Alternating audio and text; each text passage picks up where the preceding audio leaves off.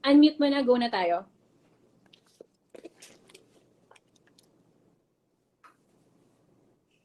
Yes, go na tayo.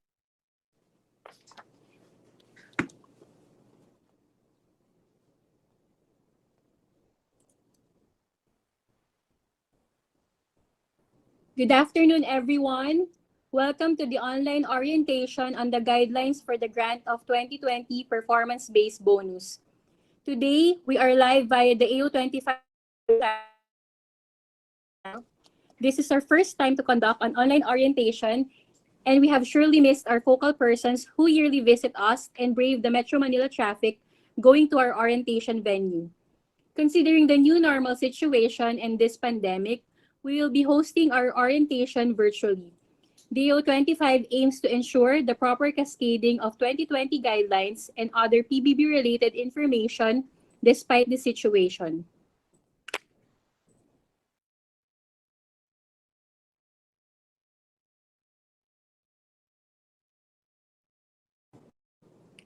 We are all hoping that we will be able to provide you the 2020 guidelines effective through this session.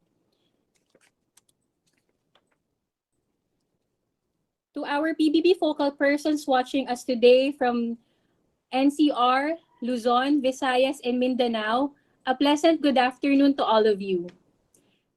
Before we proceed with our orientation proper, please take note of the following reminders. This session is being recorded by the AO25 Secretariat. You may leave your comments on the comment box of this YouTube video or through our PBB Facebook page. For easy recognition, kindly indicate your name and agency in your comments.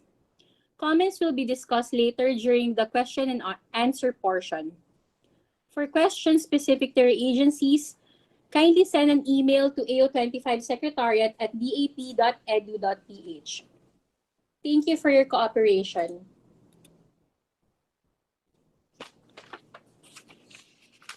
We would also like to remind everyone, especially our PBB focal persons, to accomplish our online survey through this link.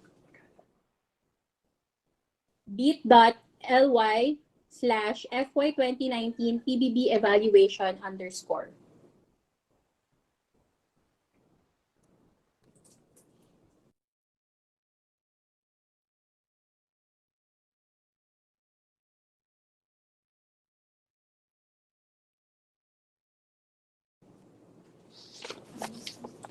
As you can see, we have prepared this online orientation session for our PBB focal persons to discuss the following.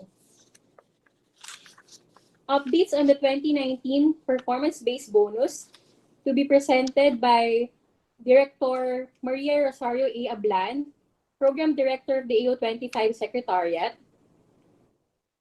Next, we will discuss the 2020 performance-based bonus guidelines, requirements, criteria, and conditions to be presented by Senior Vice President Magdalena L. Mendoza of the Development Academy of the Philippines and Director Maria Rosario A. Ablan.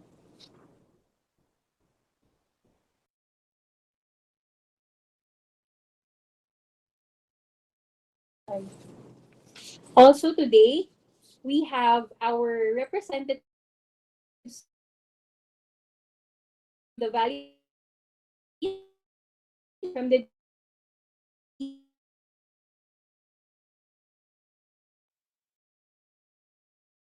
and audit, GPPBTSO, Presidential Communications Operations Office. We also have today other members of the AO25 TWG and oversight agencies from the Office of the President, Department of Budget and Management, National Economic Development Authority, Career Executive Service Board, Commission on Higher Education, Procurement Service, Local Water Utilities Administration, Governance Commission for GOCCs, the Development Academy of the Philippines, and the AO25 Secretariat. Lastly, We will have our question and answer or open forum at the end of our program.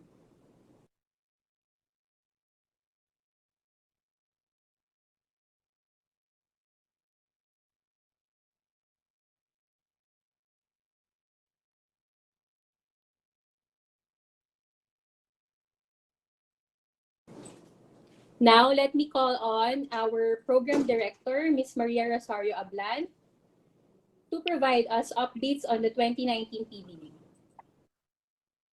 Okay, good afternoon po.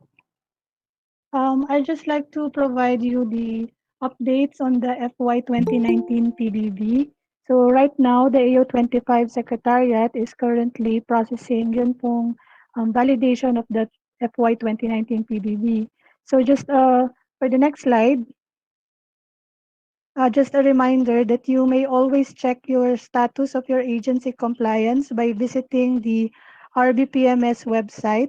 That's www.dap.edu.ph/rbpms/agency-performance. Okay, so next slide. As you know po, for the good governance conditions, um, for the procurement so for the good governance conditions, which is the transparency seal, the field JEPs, and also the ISO QMS compliance, as of today, we have already received the validation results, and the average compliance rate for the transparency seal is at 89%.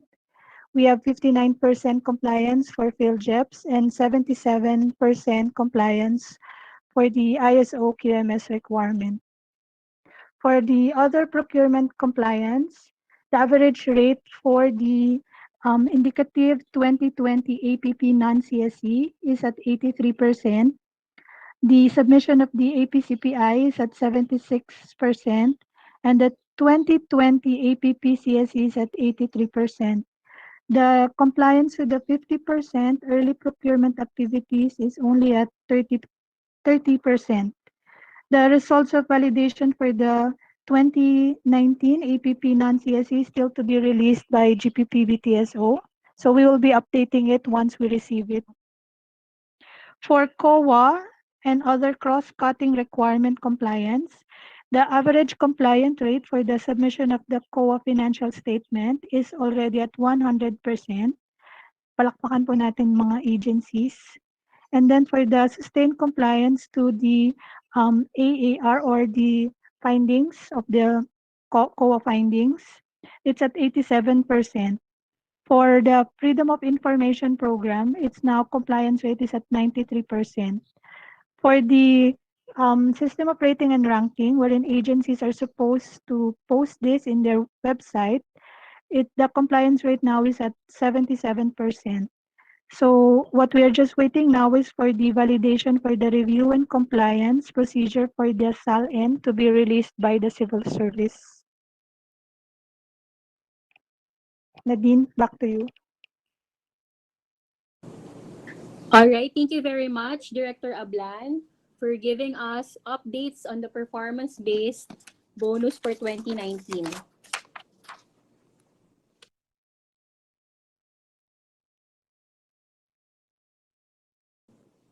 So now, before we proceed, we would like to remind our focal persons that agency compliance to these requirements may be checked through the RBPMS website, and you may also contact the validating or oversight agencies and the Secretariat to update and clarify your status.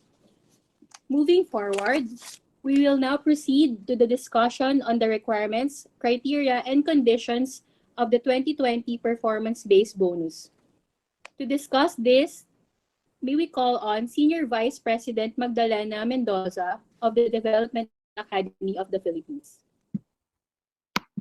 Yeah, thank you very much, Nadine, and good afternoon to everyone, to the members of the AO25 Technical Working Group. We're actually expecting the chair of the TWG, Yusek Laura Pasqua, but since she's tied up preparing for the budget, I understand that we are joined this afternoon by ASEC Toto Magsino is representing also the chair of the PWG. We also have with us all the members from the different agencies, and earlier I think hindi na-acknowledge yung PMS. Nakita ko na yung si Director Pai from the PMS, no? So all complete po yung technical working group natin. So before I give the guidelines for the 2020, let me just go back a bit by looking at the journey of the results-based performance management system.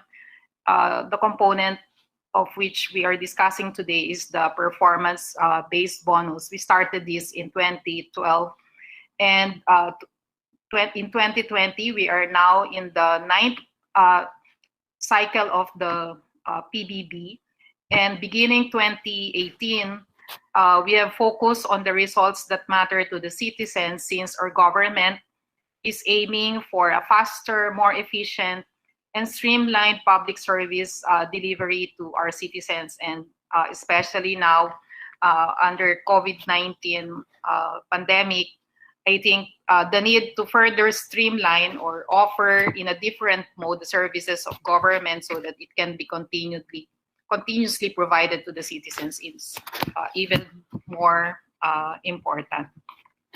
So for this year's PBB cycle, the AO25 Interagency Task Force sought to continually achieve adherence to government or to governance standards, instill financial discipline and accountability, improved agency and individual performance and productivity, and ensure a more efficient and seamless public service delivery. Moreover, as we work on delivering quality public service through our technological resources, and in these times of crisis, wherein it is our goal to continue the seamless delivery of government services, the Interagency Task Force is stressing the need for institutionalized service quality standards across all services of government, promotion of innovation, and also acknowledging best practices, converting manual systems or processes to contactless or digitized form of transaction, and ensure that we get higher citizen and client satisfaction rating. With all of these guiding principles, we believe and we note that more than receiving the incentives or the bonus, it is more important to highlight the effective implementation of the RBPMS within the agencies and the exemplary agencies and its employee performance. So as you know very well, the PBB covers all agencies of government, the national agencies, including the constitutional offices and other executive offices, state universities and colleges, government-owned or controlled corporations, covered by the DBM, as well as the Governance Commission for the GOCCs, the local water districts, as well as the local government units. Next slide, please. So again, although we are in the 9th cycle, the eligibility criteria for the performance-based bonus is the same, although the conditions are changing year after year. But we would like to stress that to qualify for the performance-based bonus, agencies must achieve 100% compliance to the good governance conditions. Agencies should also be able to deliver their 2020 performance targets. We will discuss that later. And that the agencies must use the CSC-approved SPMS, or the Strategic Performance Management System, and the CES ratings based on the requirements of the Career Executive Service Board. Next slide, please. Okay, for the good governance conditions for 2020, agencies must satisfy the following conditions. No, we know the requirement for the transparency seal, so this is still a good governance condition. The PhilJEP's posting of all invitations to bids as well as the awarded contracts, and the citizens or service charter or its equivalent in the case of other agencies. So non-compliance with any of these conditions will render the entire department or agency ineligible for the grant of the PBB. The assessment of agency compliance with these conditions will be conducted by the technical working group and the validating agencies starting October 1, 2020. So I will run through these requirements, and the representatives of our oversight agencies validating these requirements will provide you a more detailed information, and they will also be available later during the Q&A portion to answer your questions. So for the first condition, this is the transparency seal. No? So all departments and agencies shall maintain and update the transparency seal pursuant to the provisions of the GAA 2020, and this requirement must be complied with on or before October 1, 2020. Now, we introduced some modification for the 2020 cycle. This will be good news for agencies that are compliant with this condition for the last 5 years. Because if you are consistently compliant with the transparency seal, you will no longer be validated for this PBB cycle. However, we encourage, graduate na kayo, so congratulations. Graduate kayo sa transparency seal. However, we will still encourage the agencies to continue the practice in fulfilling this requirement, because you can still be subject to random evaluation in the future, no? So, but for 2020 cycle, meron na pong graduate sa transparency seal. So, last 5 years po yung ating reckoning. Okay. So, maybe, okay. So, ito pala, the good news is that around 210 agencies, no, will not be validated in 2020 because they were found consistently compliant to this condition, no? So according to the slide, they said that you may refer to the historical compliance data regarding this to find out whether you are among those who will graduate, or you may inquire from the DBM, OCIO, and the AO25 Secretariat. So at this point, I think our representative from the DBM, OCIO will give an elaboration on the requirement for the transparency. Thank you, Ma'am Dedeng. Hello, good afternoon, everyone. My name is Salve Aksalan. Hello. Okay po ba yung voice? Sorry. Yeah, you're okay. Thank you, ma'am. For the transparency seal, let me first give you, next slide, please.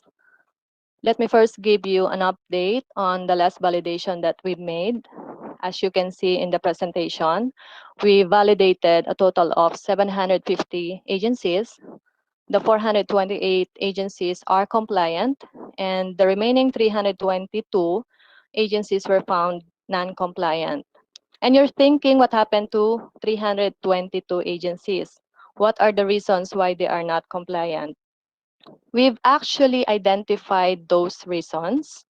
You see in this panel with bubbles on your right side of the presentation, each bubble represents reason or cause of why agencies were not able to comply in the Transparency Seal 2019. So the bigger the bubble, the more agencies are doing this reason. In this case, the biggest bubble here is the highest case of non-compliance, 64%, which is equivalent to 206 agencies.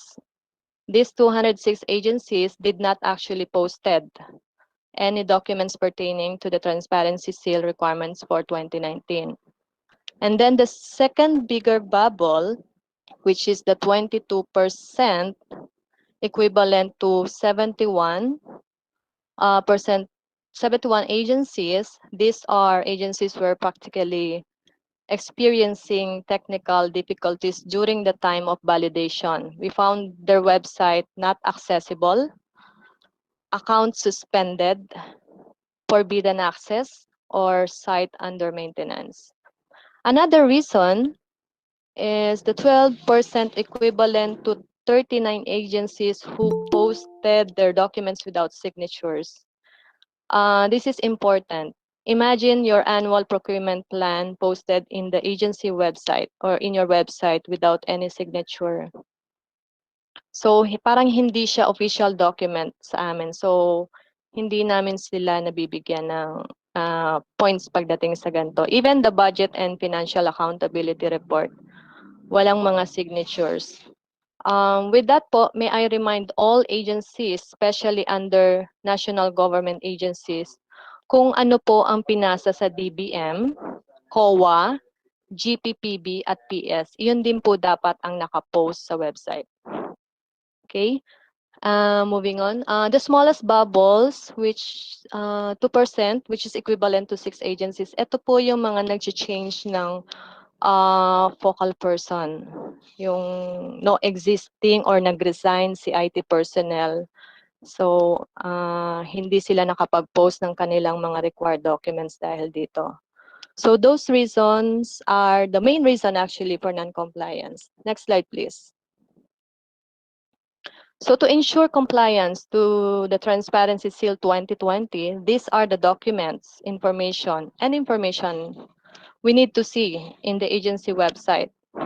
Again, may we remind all agencies to refrain from posting unofficial documents, meaning these documents with no signature, especially the statutory reports like the budget and financial accountability reports, the annual procurement plans, the especially audited reports. And as consideration po to agencies whose website is undergoing maintenance, migration, or hack or deface, you may inform us by writing a letter to the Chief Information Officer of DBM, Assistant Secretary Clarito, not Carlito po, Clarito Alejandro Magsino. So once na na-approve po yung letter nyo ng aming CIO, we will revalidate your website.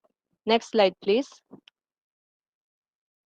We have listed and categorized agencies as under national government agencies, local water districts, and government-owned control corporation. Covered dito yung under DBM and the GCG, no? You may notice po na local water districts and the GOCC have the same requirements, pero hiniwalay namin para may sense of ownership in posting those requirements. For the NGAs, so we have mandate, mission, vision, updated list of officials. So given na po yan. FAR number 1, ito po yung mga sinasabi ko mga statutory report na kailangan may mga signature. FAR number 1, which is, this one is the quarterly report. O ito yung SAOB na tinatawag. So dapat may nakapost na yan as of today. Kasi meron na po tayong first quarter ng 2020. That includes yung FAR number 4, which is the monthly report of disbursement. And also the FAR number 5, may mga agency po na hindi applicable itong FAR number 5. So all you have to do is put an NA. And then the bed number 1 and then number 1 and bed number 2 and bar number 1. We would appreciate if the agency can upload the bar number 1 because this report reflects the actual accomplishment of the agency per quarter. And then posting of approved budget per GAA 2020. Then for the targets, ito rin yung, these are your performance indicators as reflected in the GAA. Now, question, if walang GAA targets, like for the local water districts and GOCC, you have your performance scorecard, right? So, ito po ang i-upload nyo doon sa inyong program projects, targets, and beneficiaries kasi magkakasama na sila, kasama na yung accomplishment nyo. So, kung gusto nyong makita, may reference kayong may website kayo na pwedeng makita, like yung sa Metro Kidapawan Water District ng North Cotabato, and also the website of BCDA, yung Bases Conversion and Development Authority, and also DAP, Development Academy of the Philippines, para maging reference nyo. Then, posting of APP for non-common use supplies and equipment. Ang alam ko nito, meron na tayong pwedeng i-post nito kasi March 31 ang deadline nito, no? And then the annual procurement plan ng common supplies and equipment. And the indicative, ito medyo kasi usually I think September or October pa itong indicative APP for 2021. For the local water district and the GOCC, so given na yung mission vision, updated list of officials, napansin nyo, nilagay pa rin namin si Annual Financial Report 2019 audited. Okay? So, for 2020, isa iyan sa aming mga requirements. Kasi actually, may mga agency ngayon na hindi pa nakapag-post ng kanilang audited financial report. And then, if in case na meron na kayong unaudited for 2020, like December, pwede na kayong mag-pass ng inyong unaudited report, pwede nyo na rin po siyang i-post. And then same with the financial statement. Usually the financial statement quarterly or merong iba monthly, no? Pwede na rin po yung i-post sa website basta meron pong signature.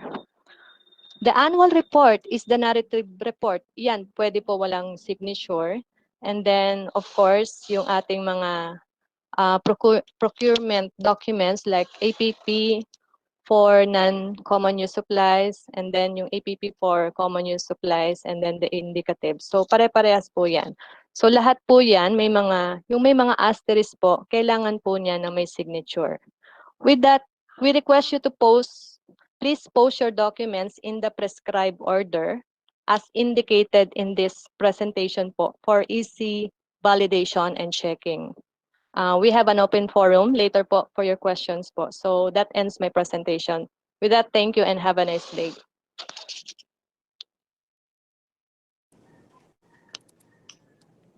Thank you, Ms. Salve, for that presentation. So may we call on a representative from PhilJeps? Okay, good afternoon. Hello, everyone. I hope you are all safe and healthy. So, by the way, I'm Miss Mary Jane Dacumos from the PhilJeps. PhilJeps is under the good governance conditions as mentioned nga kanina ni Ma'am Dedeng. So, our requirement is to update the PhilJeps posting of all invitation to bids and awarded contracts for transactions above 1 million from January 1 to December 31, 2020, including early procurement of fiscal year 2021 for non-common supplies and equipment items. So we are allowed to update those records until January 31, 2021. So yun po yung deadline ng pag-update natin. So the PhilJeps provided the PBB microsite. So ito po yung URL, yung naka-display sa slide natin. So yan po yung nandun din sa guidelines ng ating PBB. So kung hindi na ma-remember yung URL, nakalink din siya dun sa PhilJeps na homepage. So you can visit the PhilJeps website, and then from the homepage, there's a link there. You can just click the PBB 2019. Okay, so next slide po. Okay, so when you access the microsite, this page will be displayed. You will require to input your PhilJeps user ID and then click the search button. If the result is no records found, so dalawa lang naman yung possible na reason doon is either yung in-input yung user ID is not valid or hindi siya nag-exist sa PhilJeps, Kaya i-check nyo mabuti kung tama ba yung user ID, or an agency do not have a bid notice that fit into the set criteria, or the agency do not have a posted bid notice for public bidding with an approved budget for the contract of above 1 million. In this case, an agency is already compliant to the PhilJEP's criteria. Okay, so next slide, please. Okay, so but if you have bid notices that fit into the set criteria, this page will be displayed. So the system will start downloading an Excel file report. So you just have to click the Excel file to view its content. Next slide, please. Okay, so the details of the report in an Excel file will be displayed. So if an agency have multiple accounts in the PhilJEPs, all bid notices that were posted by all of its PhilJEPs users will be consolidated in this report. So nakalagay po dyan yung mga pinost nating notices from January 1 to December 31. And then andyan po yung title, yung status ng bid notice na pinost natin, kung na-post na ba natin yung awards, or yung results. Okay, so the details of the report in an Excel file will be displayed. And then you can check here the status of the bid notices. Also in the remarks column, you can see the word comply if it's already updated. Okay, so pag nakita nyo yung comply, okay na yon. So ang kukunin nyo na lang po dito are those bid notices without remarks. So those notices that you need to update in the PhilJEPs. So if the transaction is failed, there is a facility in the PhilJEPs to reflect the failed bid results as well as the cancel bid. So hindi lang po tayo dun sa awarded. Meron din pong facility si PhilJEPs na ma-post natin yung ating mga failed bids. And kung na-cancel siya, meron din pong facility sa PhilJEPs na pwede tayo mag-cancel ng mga bids na yon. If there is an award, we're required to post the awards in the PhilJEPs together with the notice to proceed. So hindi lang tayo mag-i-end dun sa posting of award, we also require the agency to post also the notice to proceed. So for those back secretariat na medyo bago pa, hindi pa nila alam yung procedures, you may download the procedure from the PhilJEPs website homepage. Okay, so next slide, please. So if you will not be able to update your records, including those early procurement, you need to submit the Annex 6 template for the justification on or before January 31, 2022. So this should be addressed to AO25 IATF. So you have to take note of the deadline. So sana hindi natin makalimutan. Doon sa PhilJEPs na database, kung may mga hindi pa tayo na-update na mga records, dahil nga hindi natin makontrol, halimbawa for signature pa yung mga documents, so talagang hindi natin siya ma-update sa PhilJEPs, you need to submit the Annex 6. Yun nga yung template ng justification. So acceptance of the explanation or reasons shall be subjected to the recommendation of PhilJEPs validating team. Okay, so next slide, please. So the template can be downloaded from the website of the DAP. So nandyan po yung ating URL. So dyan yung pwede mag-download yung ating template. All you have to do is to fill out this template. You have to provide the reference number nung bid notice na hindi natin na-update sa PhilJEPs, the title, line item ID, notice status. So doon sa notice status, ang kukunin nyo lang doon sa Excel file are those closed notices na hindi nyo na-update sa PhilJEPs. And then the award status, so these are the posted status of the awards. So ibig sabihin nun, na-post nyo pa lang yung award pero wala pang NTP. So kailangan kasama din siya dito sa template na isasubmit nyo sa amin. So you may copy the information from the Excel report and paste it to this template. So for the remarks and justification, so lalagyan nyo lang po dyan yung reason bakit hindi nyo pa siya na-update sa PhilJEPs. So for those early procurement po, for example, wala pa tayong budget, hindi pa talaga natin siya ma-update sa PhilJEPs, ilalagay nyo lang sa remarks, early procurement. So, ano na po yan, i-accept na po namin yung reason na yan. Okay, so the template should be signed by the back chairman and the head of the agency. Okay, so that's it. I hope that for 2020 cycle, we will have a 100% compliance for the PhilJEPs criteria. Okay, so thank you. I will now return you back to the AO25. Thank you very much. Thank you very much, Ms. Mary Jane, for that discussion. So we will also remind the agencies that if you have encountered any problems in posting or updating the PhilJeps, or you experience a system down of your website, just contact the PhilJeps or the concerned agency right away.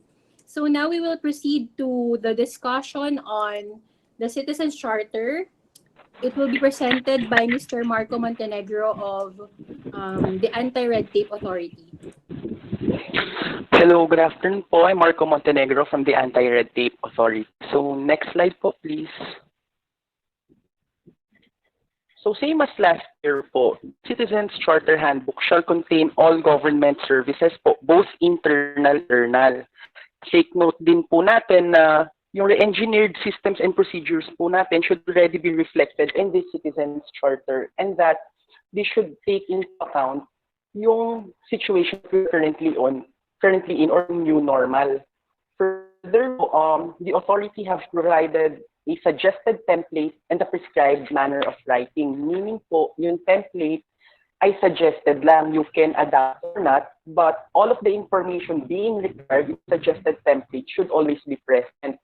Further, yung how you present or how you write such information po, or yung prescribed manner of writing as indicated in reference B ng ARTA MD number 2019-002 should be strictly followed. So kahit po mag-submit tayo, hindi po enough na mag-submit tayo ng Citizens Charter Handbook. Dapat po yung information ay complete, and how the information is written should abide by the prescribed manner of writing. So next slide, please. So once po na meron na tayong Citizens Charter at na-approve na ito ng Head of Agency, si Head of Agency po ay mag-i-issue sa atin ng Certificate of Compliance. This Certificate of Compliance should be notarized and be signed by the head of the agency. And then both the Citizens Charter Handbook and the Certificate of Compliance copy po ang isasubmit sa authority via email at compliance@arta.gov.ph, and pwede nyo rin pong i-copy furnish yung AO25 at AO25 Secretariat at dap.edu.ph. Take note lang po na yung Certificate of Compliance po, may template din po tayo dito. Yun po yung reference C of ARTA Memorandum Circular number 2019-002. Be careful lang po kasi may mga nakapag-submit sa amin before na Certificate of Compliance na yung luma pang version yung gamit na nagko-comply sa 9485 na law pa. So yun po, be careful. Because this COC will be the basis po of the validation of the authority that will start on January 2021. So next slide, please. So as for the deadlines, we have two deadlines, so to speak. First po is the deadline to the authority, which is on July 25, 2020. You should submit the complete Citizens Charter Handbook together with the notarized Certificate of Compliance. And then the deadline naman po for the PBB grant is on December 4, 2020. If you have already submitted the Citizens Charter and the Certificate of Compliance on or before July 25, 2020, you need not submit na po again dun sa December 4 na deadline. Okay na po yun kasi nasa database naman na po namin yung submission ninyo for that. So next slide, please. So here are the links po for the references. So basically, everything is found or can be found in our website, www.arta.gov.ph. So nandun po yung Memorandum Circular number 2019-002-A, pati yung number 2020-03-A, and -04. Yan po yung mga guidelines na sinusunod natin. And for the last slide naman po, arguably yung sobrang importante po, yung reference B and yung reference C. The reference B or the Citizens Charter Handbook template contains the suggested template po and the prescribed manner of writing. This is basically a step-by-step guide on how to craft the Citizens Charter. While the reference C, Certificate of Compliance template naman po, ito editable na po ito. Ito po yung i-edit natin at isa-submit after notarize sa authority. So that's it po. I'll stick around lang po dun sa end for the open forum. Maraming salamat po. Thank you very much, Sir Marco, for that discussion. So again, for our questions regarding the good governance conditions, we will entertain your questions and clarifications later at the last part of our program. So to proceed with our discussion, we will now discuss the physical targets to be presented by SVP Mendoza. Thank you. Thank you, Nadine. So for 2020, our physical targets would differ by set of agencies. So we have a set of targets for the state universities and colleges, national agencies, and the GOCCs. But essentially, they consist of the performance targets, the targets under the STO, as well as the common gas requirements. So for the state universities and colleges, next slide, please. Okay. As was the previous year's condition, the state universities and colleges are expected to achieve all of their Congress-approved performance targets, I think, under the FY 2022. May typo error yata yung screen. So, 2020 targets po ito ng SUCs, hindi FY 2019. No? So, yung 2020 STO requirement as well as the 2020 gas requirements. Now, we understand that the Commission on Higher Education will be conducting another orientation specifically for the discussion of the physical targets of the state universities and colleges.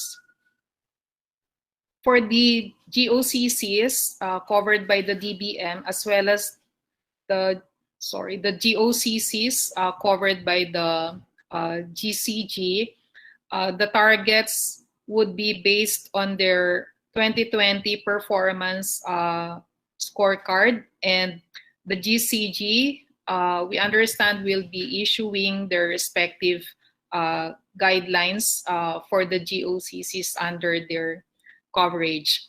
For the local water districts, the physical targets, the STO and gas indicators will be specified by the LUWA, or the Local Water Utilities Administration, and the DBM. And for the local government units, the performance targets will be based on an issuance by the Department of the Interior and Local Government, as well as the DBM. So, okay, for the national agencies and OEOs and our constitutional agencies, the performance target for 2020 will include the following. First, streamlining and process improvement of the agency's critical services, but this time it will require digitization, the development of online systems and contactless transactions for especially for the frontline services, and for departments or agencies with targets under the program Nehemiah of the Anti-Red Tape Authority. They can report their accomplishments in addition to the process improvements of their critical services, no?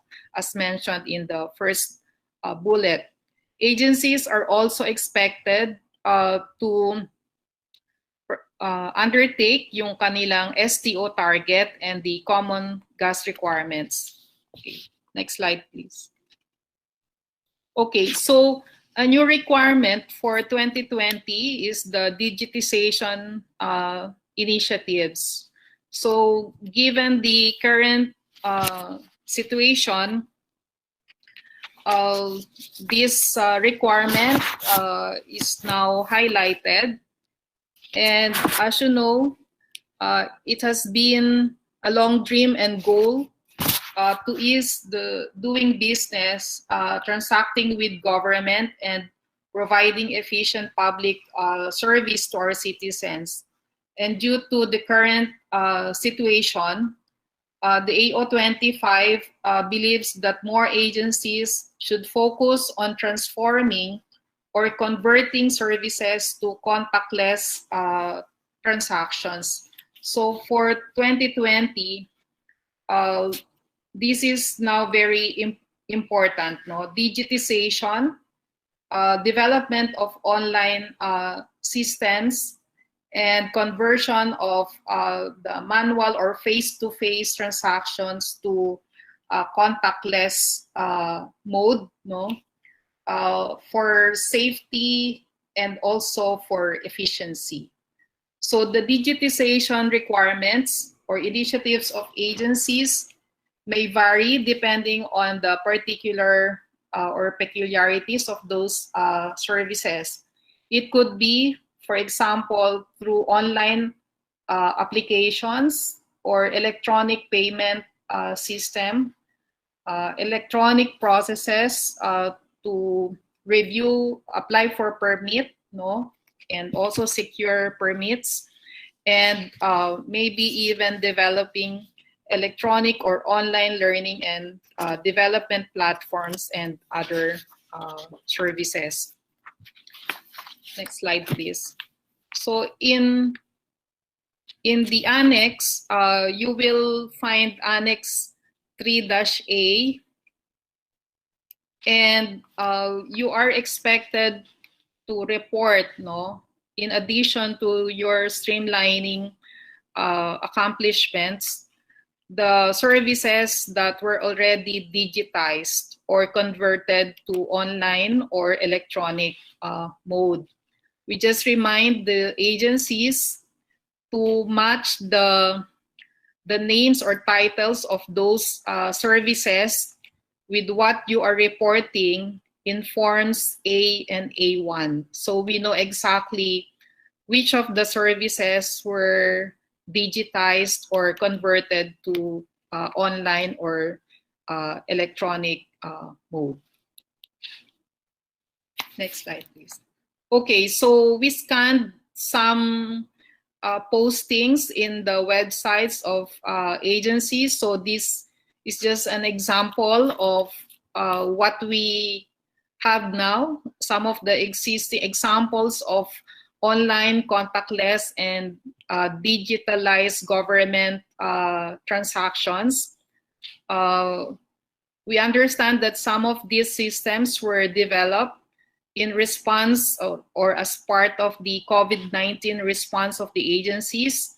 And we encourage all agencies to do the same and to report to the AO25 Interagency Task Force later what you have done along these areas, because this is one of the physical targets for the 2020 PBB. Next slide, please. Okay, so at this point, because we are already in the third cycle of streamlining and process improvement targets, we would like to share to you some of the observations as to how agencies did the streamlining efforts during the previous PBB cycle. And I will now request Director Ochi Ablan to present to you these observations. And maybe later, the heads of the composite teams can also add, no, their observations as to the reports of agencies regarding their streamlining efforts. Hello. Okay, so I'll be presenting the results of actually what we observed when we reviewed yung streamlining of agencies, mostly in the past in 2018. So what we found out that among the different criteria for the streamlining, agencies were able to reduce the number of steps and the turnaround time, 39% for the number of steps and 38% for the turnaround time.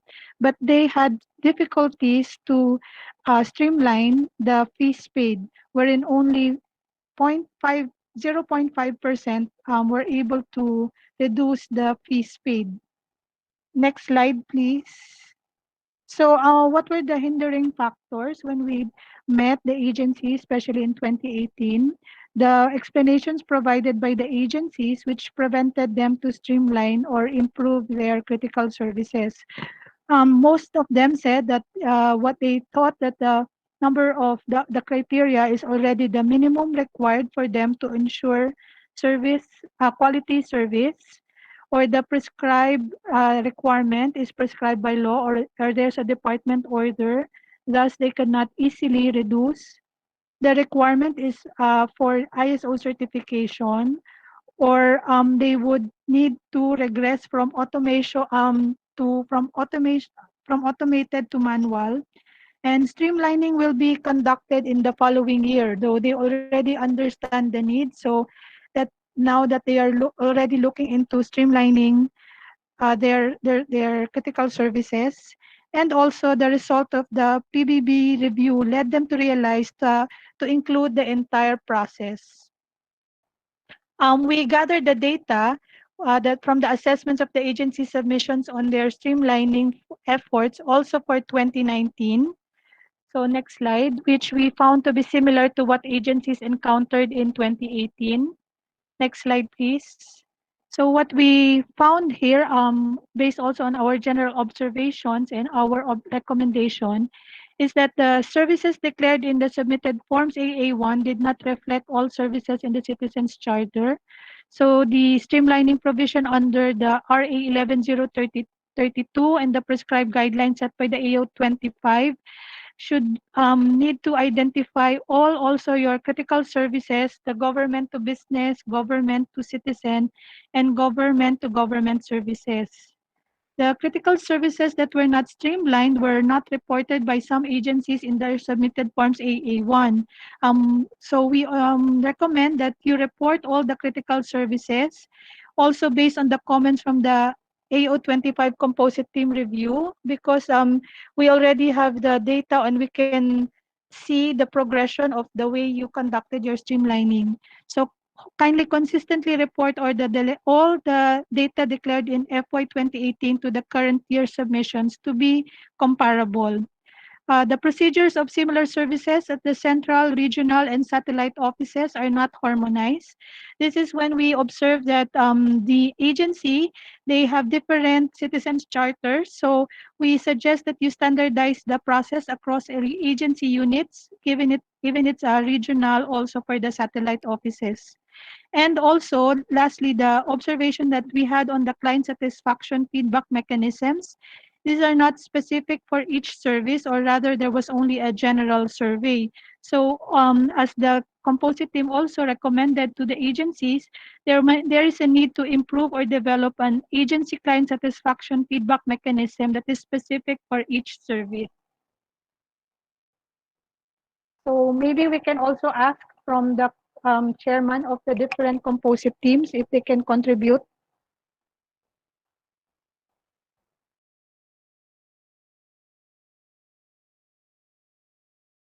So maybe ASEC Greg and Director Pai, since you are here, maybe you can share briefly your observations and suggestions to the agencies regarding the streamlining efforts.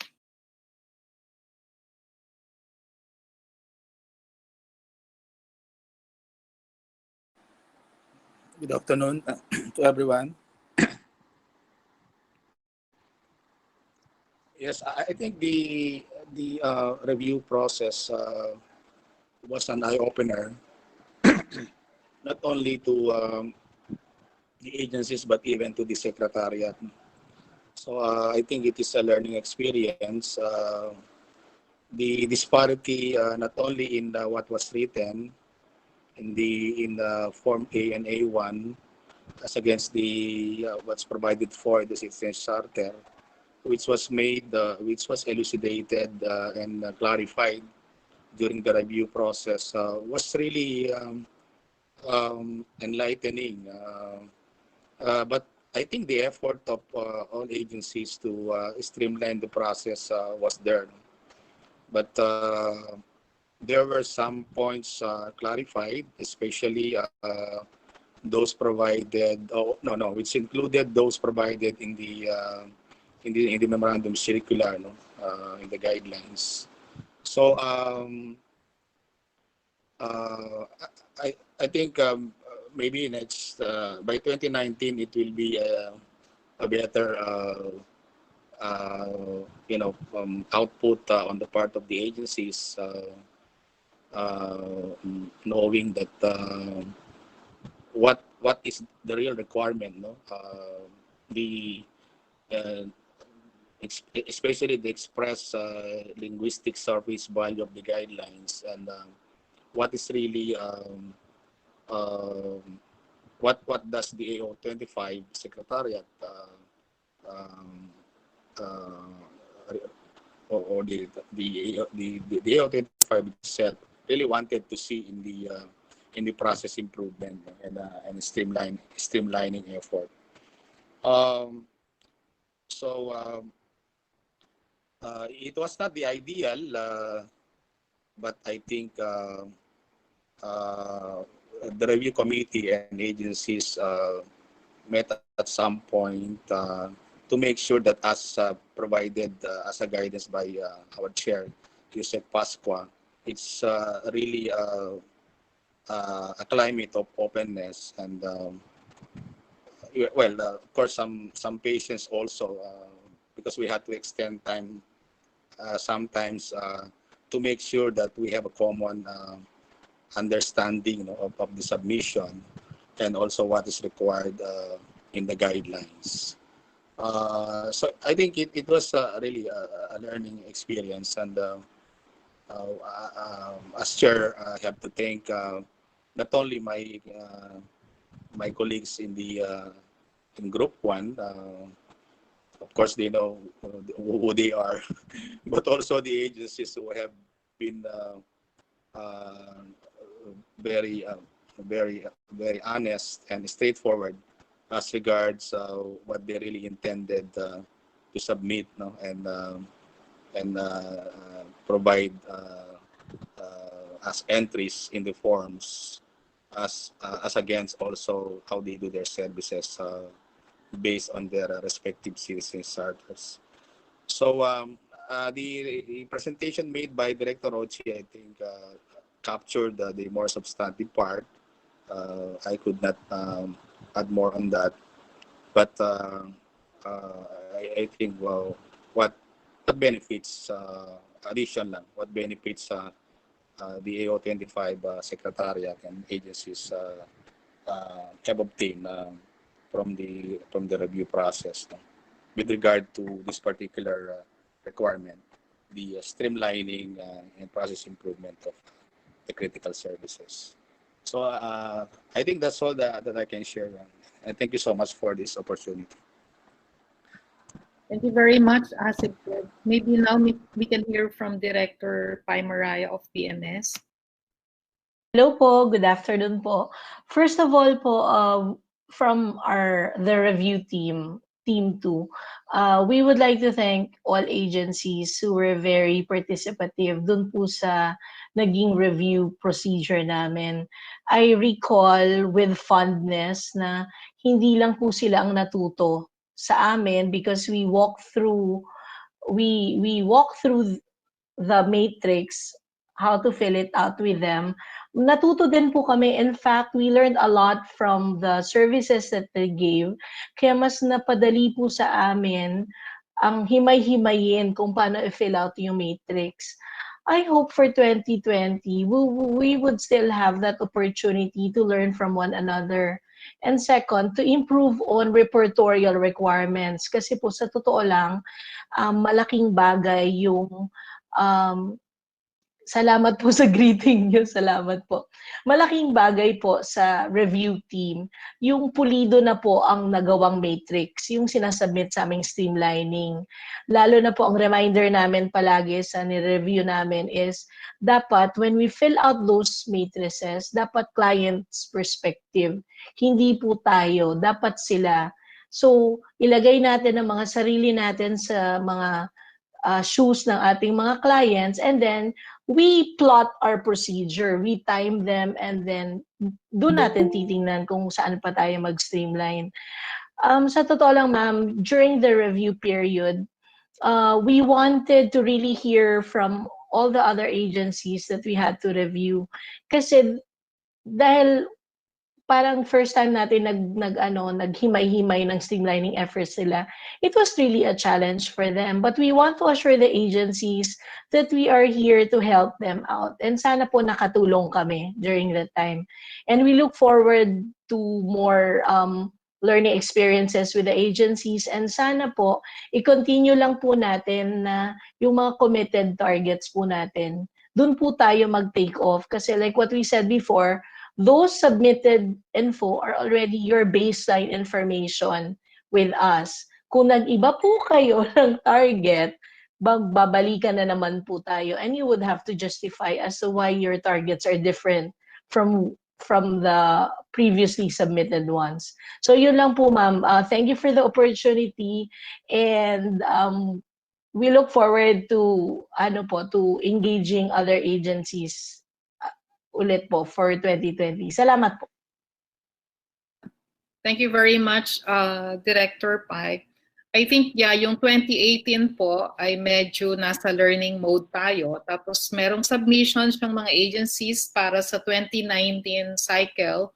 Nagawa na po yan ng initial review, and then sasabak na uli po yung composite team natin para evaluate yung 2019 accomplishments. So, paalala lang din po sa mga agencies, yung earlier submissions nyo po, yun nga po ay magiging baseline.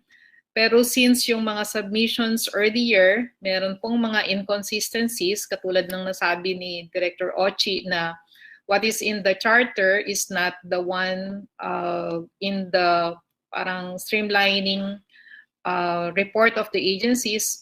Kailangan po talaga natin, hindi lang po document yung basihan natin, kundi ano ba talaga yung core service or critical service na kailangan nating i-streamline. Kasi ang importante po talaga yung result.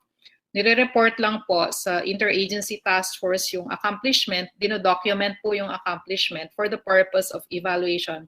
But more important is really, ano po yung na-streamline, at yun po ba ay talagang yung frontline service, critical service, and as a result po, may nagbago ba sa pananaw nung public transacting with our agencies, no? Pagkatapos natin nagawa yung streamlining process.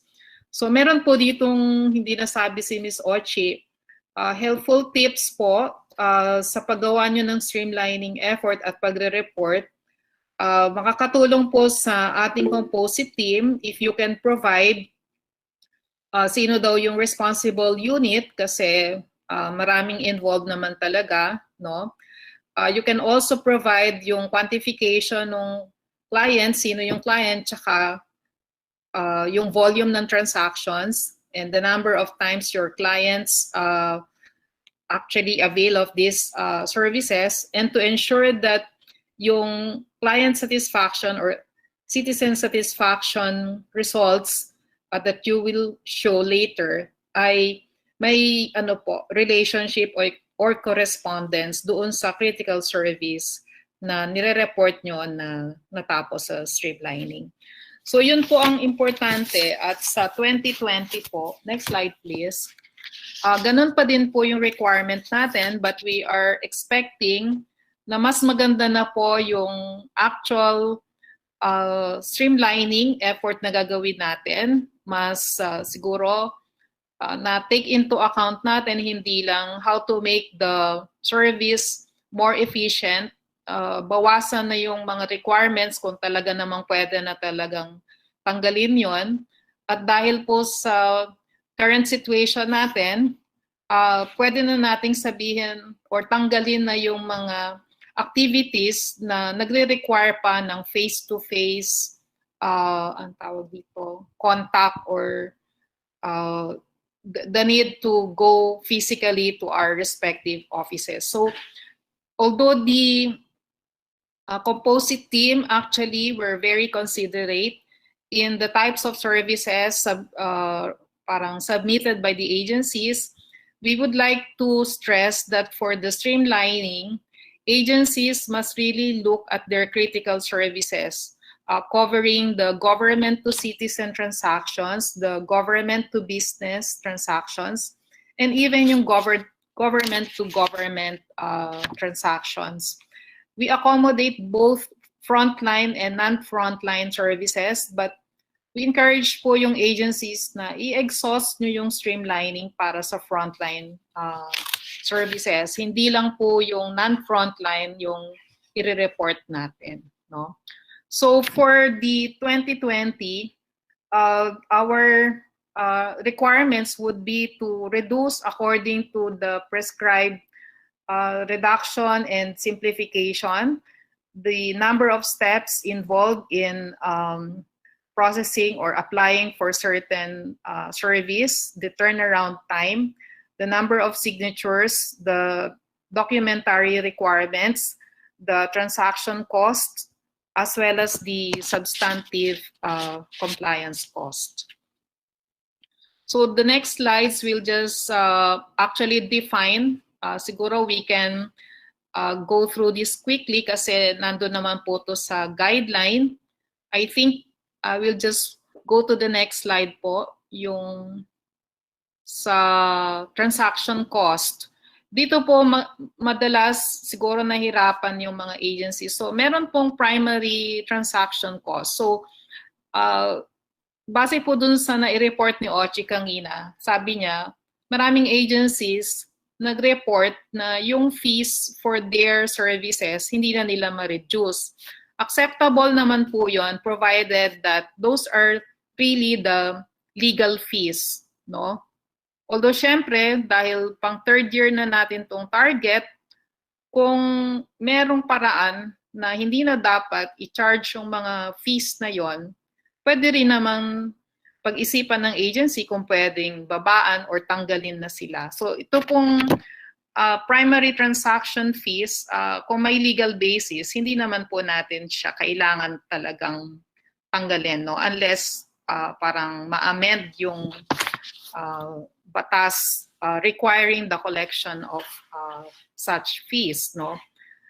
Next slide, please. Pero yung gusto natin ma-minimize or ma-eliminate sana is the other transaction cost, no? Incurred by the client, no, to be able to obtain the service provided by the agency. So ito po yung among others, yung pagpa-photocopy nila ng requirements. Kung meron tayong particular document na kailangan niyang i-apply pa sa another government agency para lang ma-submit sa opisina natin, baka pwede po natin tanggalin na yon kasi kung nag-share po tayo ng information with the other agency, siguro po hindi na natin kakailanganin yon kasi isa naman tayong gobyerno na. Yun pong transportation expenses ng mga individuals na nagtatransact sa atin, kung meron po siguro tayong online system, ay baka mawala na siguro yan. Transportation expense. At kung maaari na pong i-recognize na electronic or photocopied or electronic version na yung ibang mga documents na isasubmit sa atin via online. So wala na po yung printing tsaka photocopying at wala na pong effort needed on the part of the transacting public na maghanap pa o magpunta ba sa opisina natin para isubmit lamang yung isang document kung acceptable na naman yung electronic version. Siyempre po, posibleng hindi mangyari kaagad yon pag sinasabi natin may batas na nagre-require na dapat isubmit yung original. Pero kung simple lang po siguro na ang effort para maiamyendahan na po natin yon at makipag-usap na lang tayo dun sa ibang ahensya kung pwede mag-share na lang tayo ng information, bakit po hindi? So ito po yung malaking area for improvement ng mga agencies natin, no? Yung other transaction cost. Next slide, please. Yun din pong cost incurred na tinatawag natin na substantive compliance cost na meron po tayo talagang nire-require that will add some cost on the part of the applicant or transacting public para makapag-comply sila bago natin sila ma-issuehan ng permit or license, no? So ito po yung dati na nating example, pero sa ngayon po dahil sa COVID-19 response, meron pong mga bagong pinapatupad na regulasyon that will require the applicants to spend extra in order to comply with the requirements. Pero po dun siguro hindi maiwasan lalo na po dun sa mga health protocols. Pero siguro yung pwede natin pag-isipan is that kung mami-minimize po siguro yung mga ganyang substantive.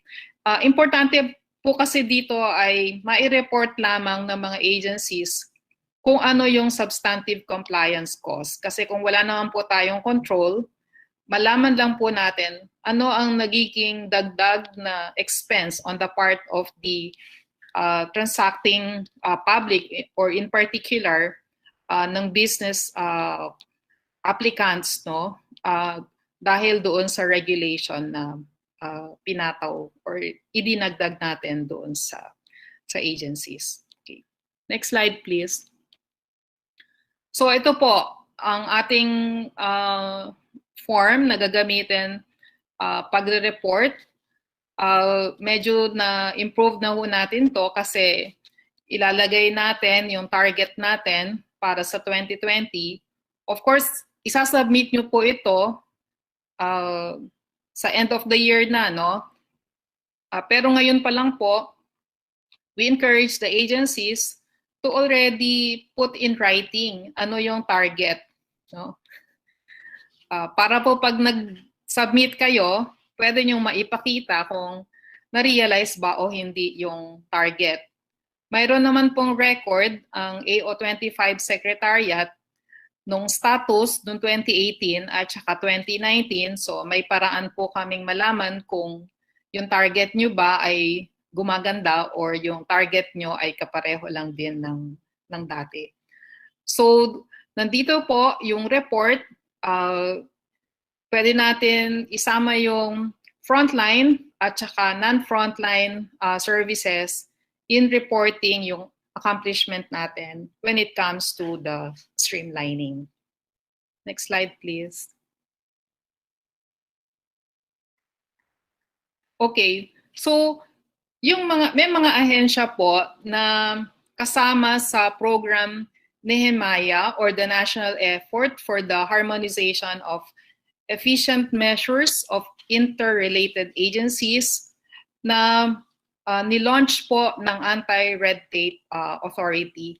Para po sa mga ahensya na kasama dito at may target, no, isama po natin sa pag-report natin ng ating streamlining accomplishments, no, kung ano po ang naging bunga or naging achievement natin with respect to this program.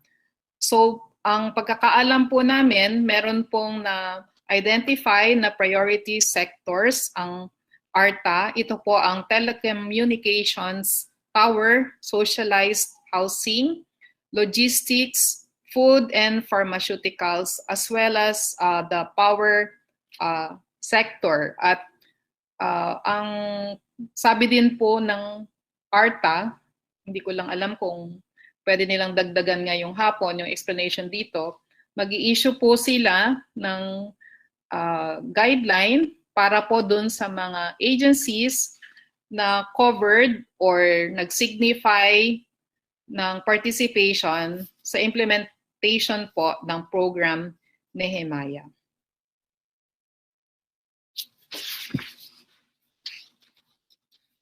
Next slide, please. Okay, so isa pa pong nababago sa ating 2020 guideline ay meron po tayong mga suggestions kung paano natin mas mapapaigi ang paggawa ng citizen or client satisfaction surveys. base po doon sa mga nakaraan na cycles,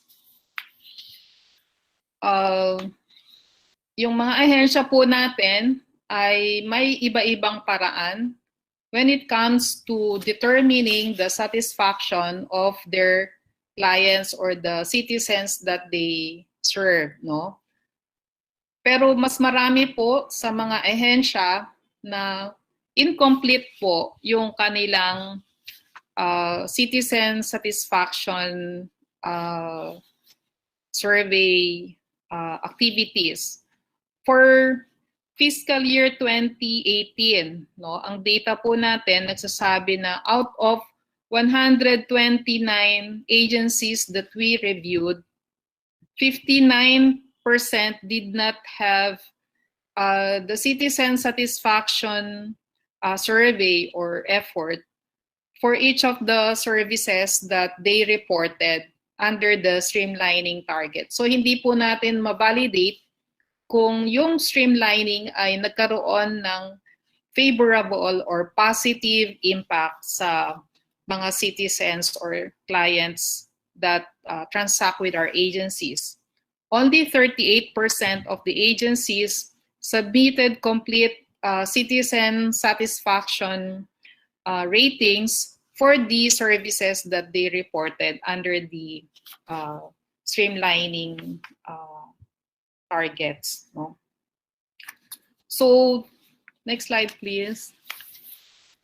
So, makikita po natin para sa 2020 guidelines, the citizen or client satisfaction survey, no, we emphasize is there to determine the effectiveness of the streamlining and process improvements of the agencies, and also to be able to institutionalize service quality standards, particularly among the critical services in government. So agencies are encouraged to embed feedback mechanisms and the citizen or client satisfaction measurement in their process improvement efforts and report this, no, together with your streamlining reports. We included in the guidelines an annex, it is Annex 4, on how we can improve the process by which we conduct citizen or client satisfaction survey. So the agencies, based on these guidelines, no, can actually refer how to gather data, no, selection of the respondents, ano po yung sampling implemented, the size of the sample, the instrument or the questionnaire used, and para po magkaroon tayo ng possibility by which we can sort of benchmark the service quality across government agencies. In the guidelines, meron po tayong service quality dimensions na kailangan siguro i-consider ng mga agencies when conducting the survey. And we also encourage the agencies para po medyo tayo may comparability to use the 5-point Likert scale. No? Pag gumawa po kayo ng survey, 5-point Likert scale po yung gagamitin natin, 1 to 5. And then, ang tawag dito, siyempre po yung analysis. Of course, yung guidelines po, nakalagay itong mga items na to. We would like to say po that in part, this is an adaptation of the guidelines issued by the Governance Commission for GOCCs, because in the case of the GOCCs covered by the GCG, medyo standardized din po yung pag-gather nila ng citizen and client satisfaction or feedback, no? So we are instituting similar approach para po sa national agencies, although it is not really being prescribed that mag-contract out pa yung mga national agencies ng third party para gawin itong citizen or client satisfaction. Ang mas importante lang po ay gawin natin mas robust yung ating approach by referring to these guidelines when we design our citizen or client satisfaction surveys and instruments. Okay. So, may correction po kami dito sa Annex 4. Ipapadala po sa inyo yan early next week. Slight modification lang po. We will email blast the modified Annex 4 early next week. Next slide, please. Now, this is another requirement for the 2020. No? Siyempre po, kasi nasa 9th cycle na tayo, no? Meron naman siguro tayong maipagmamalaki na best practice. So pag-report po natin ng ating streamlining accomplishments, aside from reporting the feedback of our clients and the citizens that we serve, we also request agencies to report at least one best practice, no, in terms of improving yung quality nila or the productivity of the organization or the individuals. So the best practices, example lang po yung nandito, kung ano po yung pwedeng i-showcase ng agency ninyo ay welcome po na i-report ninyo. Minimum of 1 po na best practice yung ini-encourage namin. But if you have more than 1, you're most welcome. So pwede po tayong mag-report how we delivered better yung services natin by making our services more citizen-centric, how we improve the productivity of our employees through an institutionalized performance management system, or how we introduce innovations in the manner by which we deliver our services to our clients. Pwede po tayo mag-report how did we digitalized or converted to online mode the delivery of some of our services, and maybe in the area of smart regulation and many other areas. So, madali naman po sigurong makomply itong requirement na to na 5.4A, the agency best practice. Okay. Next slide, please. Okay, for the next item, I think Director Ochi will discuss, no, itong common targets.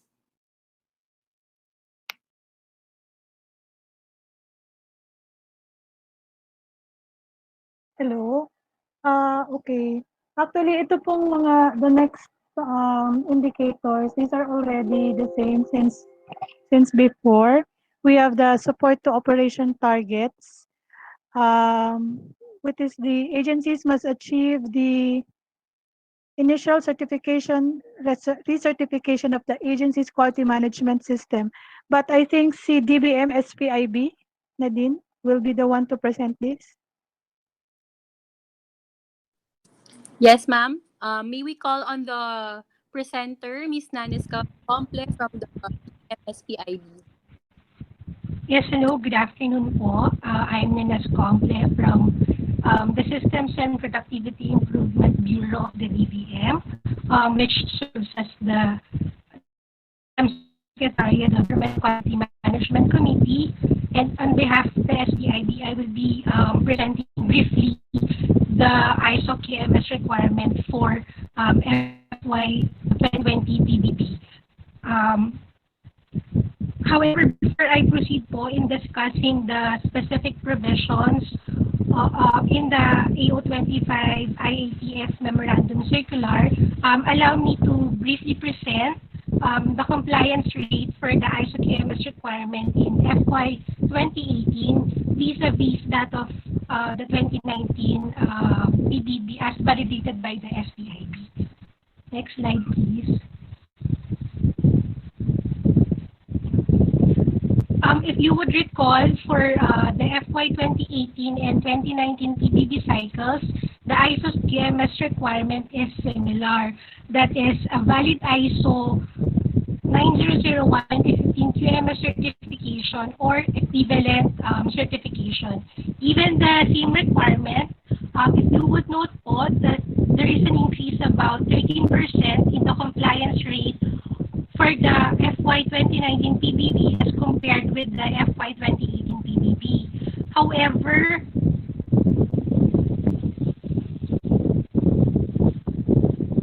the number of participating agencies in the latter PBB cycle has decreased from 501 agencies in FY 2018 to 473 agencies in FY 2019 PBB.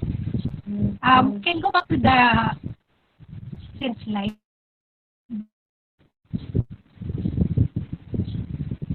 Okay, thank you. Since about 88 agencies po, which participated in the FY 2018 PBB no longer participated in the FY 2019 PBB cycle.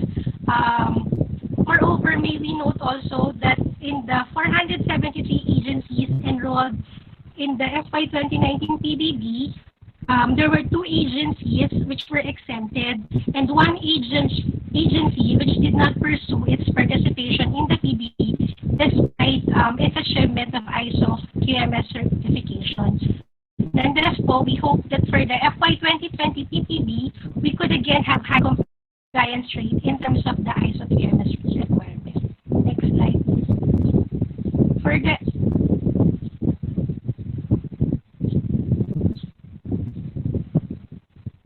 slide before po, ma'am, can we go back? So the one with the table po.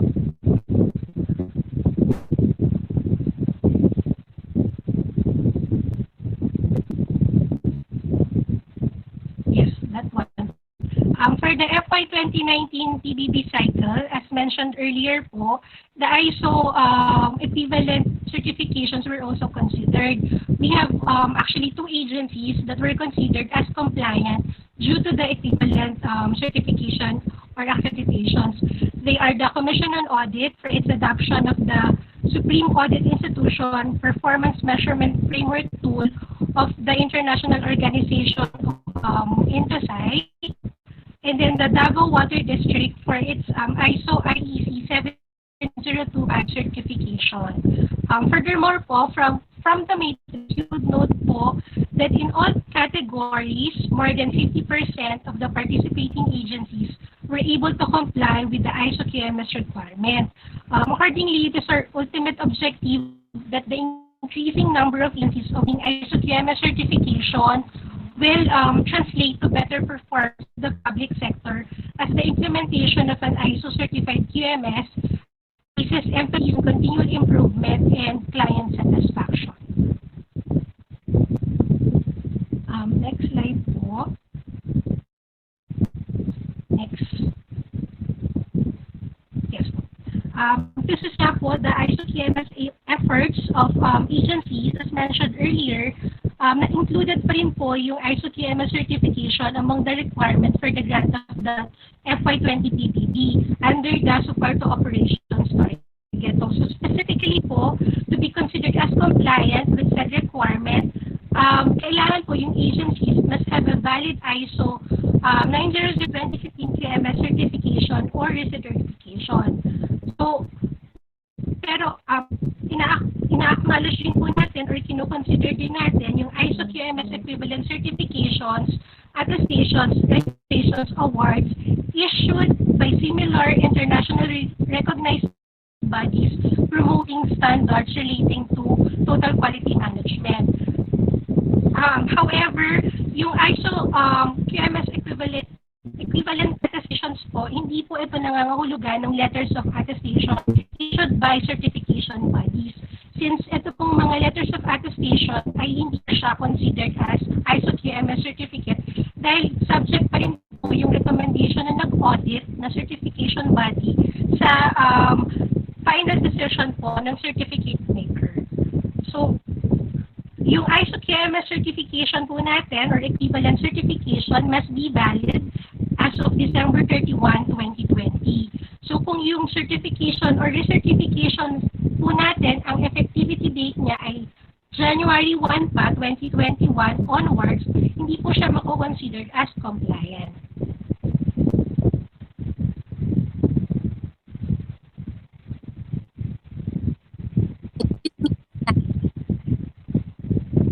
Next slide, Miss please. Nanes, pwede po Ay, yes. paki-off lang po yung mic, yung electric fan ata yun. Ay, sa akin po ba? Sandali lang po, ma'am.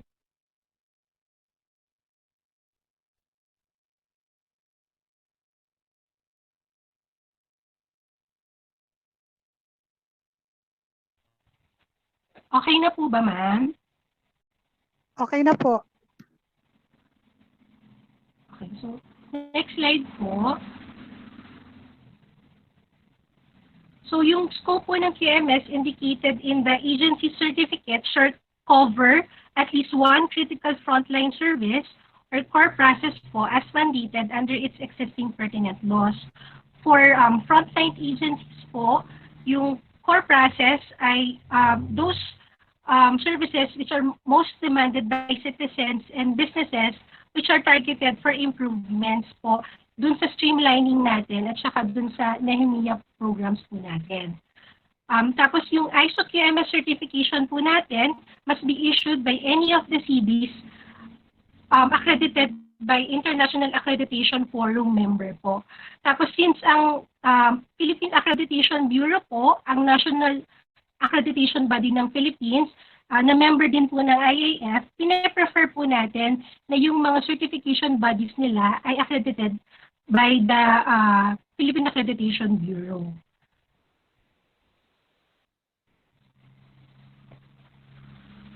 Next po. For the posting po, as indicated po doon sa AO25 NC natin, kailangan po ma-post siya by December 31, 2020. Tapos yung ipopost po natin na ISO QMS certificate ay kailangan complete po dahil if, for this cycle po, hindi na po natin nare-require yung submission ng certified true copies sa SPID or sa GQMC. So kung sa posting na lang po sa Transparency Seal webpage ng agency, magre-rely ang SPID para po i-validate yung compliance nila with subject requirement po. So, sana po yung ipopost nating certificates, kasama po doon yung registration schedule para po makikita namin yung scope ng registration, yung sites covered, as well as yung validity period po ng certificate. Ang GQMC po ay mag-i-issue ng separate memorandum circular para po sa validation guidelines. But which basically po, re-reiterate lang naman niya po kung ano yung nandoon sa AO25NC. So that would be the end of my presentation. Thank you po. Thank you, Ms. Nanes. So we will just provide copies of the presentation to our PBB Focal Persons. So those who were not able to hear the presentation of the SPIB clearly due to technical difficulties. So we're sorry for that. So moving on, we will discuss about the new STO target on the standardized agency-wide processes for frontline agencies. Ms. Ochi. Okay, thank you, Nadine. For the 5.5B under the STO targets, we have the standardized agency-wide process for frontline services requirements. So frontline agencies shall endeavor that their frontline processes are standardized, including those implemented at the regional, satellite, and extension offices. Beginning FY 2020, departments, agencies shall secure agency-wide QMS certifications for these processes and continue these efforts aimed at achieving this target by the end of FY 2021. So for 2020, it's at least that you will have to show that you have already started doing these processes, and the achievement of the uh, agency-wide KMS certification will be by the end of 2021. The AO25 Interagency Task Force shall conduct the validation of the implementation of a standardized agency-wide processes. So that is for the STO. Now I move on to the gas targets, which is under 5.6A, which is also similar to the previous requirements, which is an improved budget utilization rate from the previous year's level of accomplishment. So we have the achievement of at least 90% obligations BUR, and the formula is the same formula that we applied before.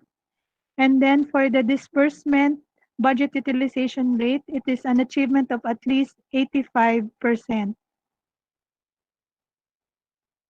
Next slide.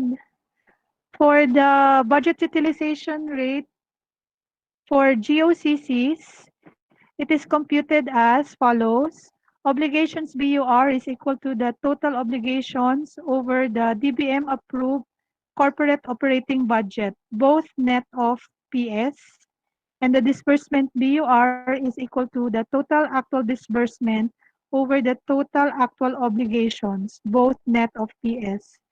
GOCCs with fund transfers, either for operating or program subsidies or both, shall also achieve and report the same accomplishment rates for obligations and disbursement BURs of NGAs as stated as in Section 5.6A1 and 6A2. Next slide. The budget utilization rate for SUCs is computed as the same as those for the department and agencies. But since all earmarked income of the state universities should benefit and improve the SUC's operations, its obligations and disbursements utilization rates will also be reported following the formats in Annex 5, 5.1, and 5.2. The FY 2020 GAA accomplishments, BUR forms for SUCs, and all earmarked incomes should be reported in Annex 5. Next slide. So for 5.6.1, which is the sustained compliance with audit findings, it is the full implementation, fully implemented 30% of the prior year's audit recommendations, as shown in the report on status of implementation of prior year's recommendations. Nadine, is COA the one who will be saying something on this? No, ma'am. But if we have questions later on, we will refer them to home. Okay. So these recommendations will exclude the property, plant, and equipment related items of the annual audit reports. Audit findings closed since FY 2018 should also not recur.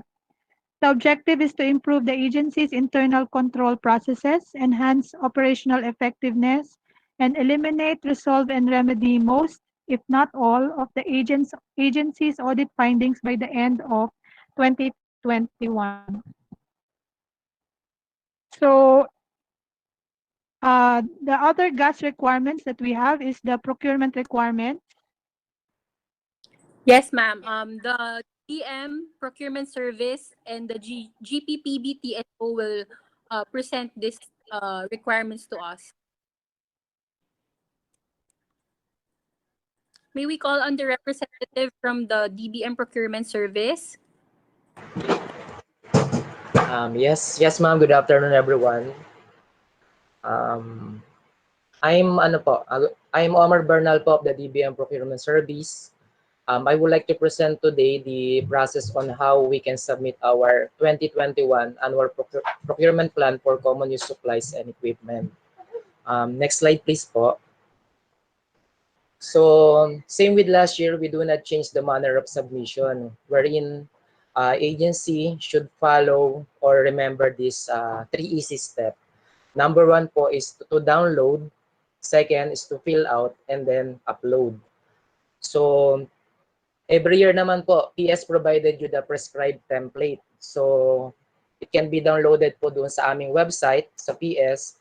And then for easy access, we have provided po doon sa homepage pa lang ng APPCSC icon, from which your agency can click and then download the Excel file. So ito pong Excel file na to, upon downloading, ito po yung pipilapan ng agency to identify po kung ano po yung ating mga requirements for common supplies na pwede nyo pong bilhin kay PS. So, i-print nyo rin po siya, and then ito po yung ipapa-sign po natin tsaka ipapa-approve po sa ating agency head. And then, yung printed copy po, yung signed copy, ito po ilalagay natin sa transparency seal. And then, yung Excel file po, yung pinaka-soft copy po natin, yung po yung nire-require namin sa mga agency na i-upload nila using po their buyer coordinator account sa PhilJeps po na system. So, next slide po. So, i-highlight ko lang po yung mga condition po para at least maging successful po yung ating pagsasubmit ng 2021 APP-CSC. So, all agencies naman po is registered na kay PhilJeps, so meron po silang buyer coordinator account. So siguro kung nagpalit po kayo ng buyer coordinator or kung gusto niyo po mag-assign ng panibago, we can coordinate naman po kay PhilJeps para po ma-register po ulit yung inyong account, and then para makapag-submit nga po kayo ng ating 2021 APP-CSC. So dinidiscourage na po namin yung mga agencies na mag-submit po sa amin ng hard copies kasi po we put into system na nga po yung manner ng submission para mapabilis po yung aming consolidation, lalong-lalo po dun sa mga requirements natin. So kung magsasubmit po kayo ng hard copies, yes, i-receive lang naman po namin, pero hindi po namin siya i-honor as compliant yung agencies ninyo kasi we provided na po yung procedure kung papaano at saka saan nyo po talaga siya isa-submit. So, through buyer coordinator account, yun lang po yung talagang means natin para mai-submit nyo po successfully para kay PhilJeps system po. Then, next slide. So, yung detailed procedure po, meron po kaming ilalabas na advisory sa aming website. So, we plan to post it on or before July 15. Kasi po yung template na sinasabi ko po kanina, isasabay rin po namin siyang i-up sa system para pag in-access na po ng mga agencies, makikita na po nila yung template at yung po yung gagamitin nila. And then yung advisory naman natin for the detailed procedure para guided po yung mga agencies para hindi po sila maligaw. And then to support din po yung aming assistance para sa pagsasubmit ng 2021 APP-CSC, nag-create din po kami ng aming video tutorial. So, pwede nyo po siyang i-access via YouTube. So, pwede po nilang i-play yon para at least guided po ang ating mga agencies. Next slide po. So, ito lang po, i-remind ko lang ulit yung mga agencies natin na ang deadline of submission is on December 15. Pero, i-up nga po namin yung procedures, yung template by July 15 para mahaba po yung time ng mga agencies to plan. And yung sa mga ibang agencies po na nagtatanong, paano po nila malalaman kung sila ba ay successfully or compliant na doon sa pag-submit? Sa website po ni PS, lagi po kaming nag-update everyday ng listahan kung sino po yung successfully yung nag-upload. So pwede nyo pong i-check doon sa aming agency menu, andun po yung mga listahan ng mga agencies, even yung representative kung sino po yung nag-upload, even din po yung date and time kung kailan po nila successfully na-upload yung kanilang APP-CSC.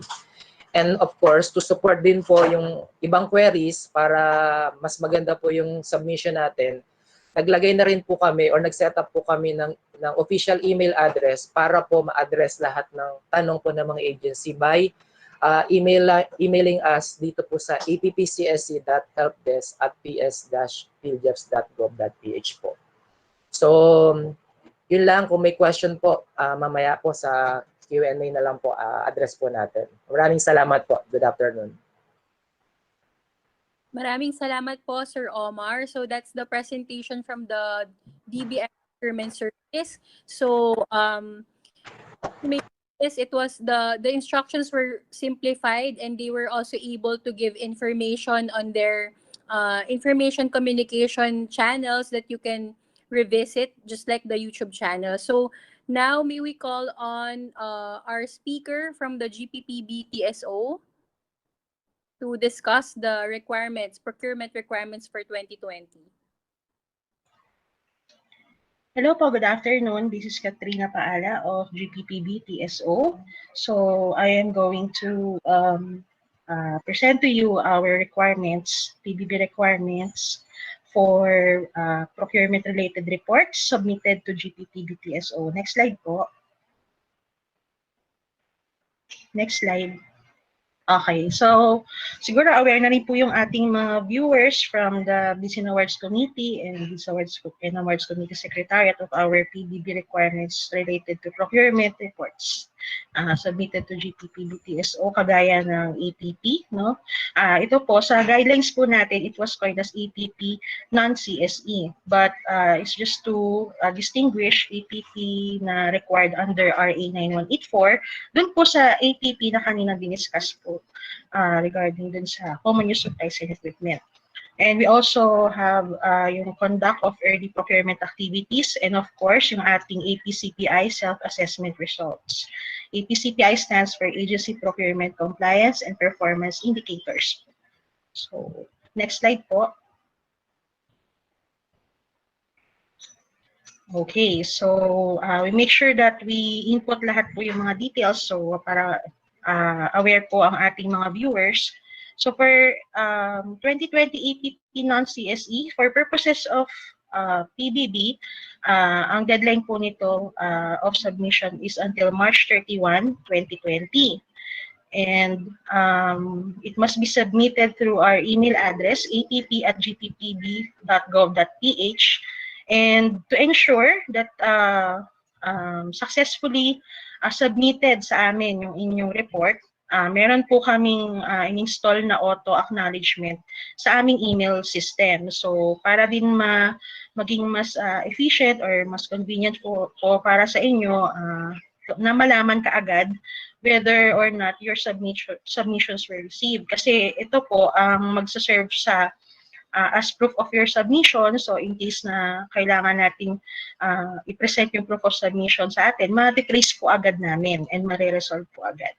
Okay, so tandaan lang po natin na once that we already sent to this email address, wag na po tayong mag-copy furnish sa ibang email addresses pa po, kasi actually yun po yung mahirap during our validation, kasi po bukod po dito sa app@gppb.gov.ph, may nagsisend din po sa ibang email addresses po ng GPPB. So dun po medyo kaya tayo minsan yung agencies natin, yung compliance nila,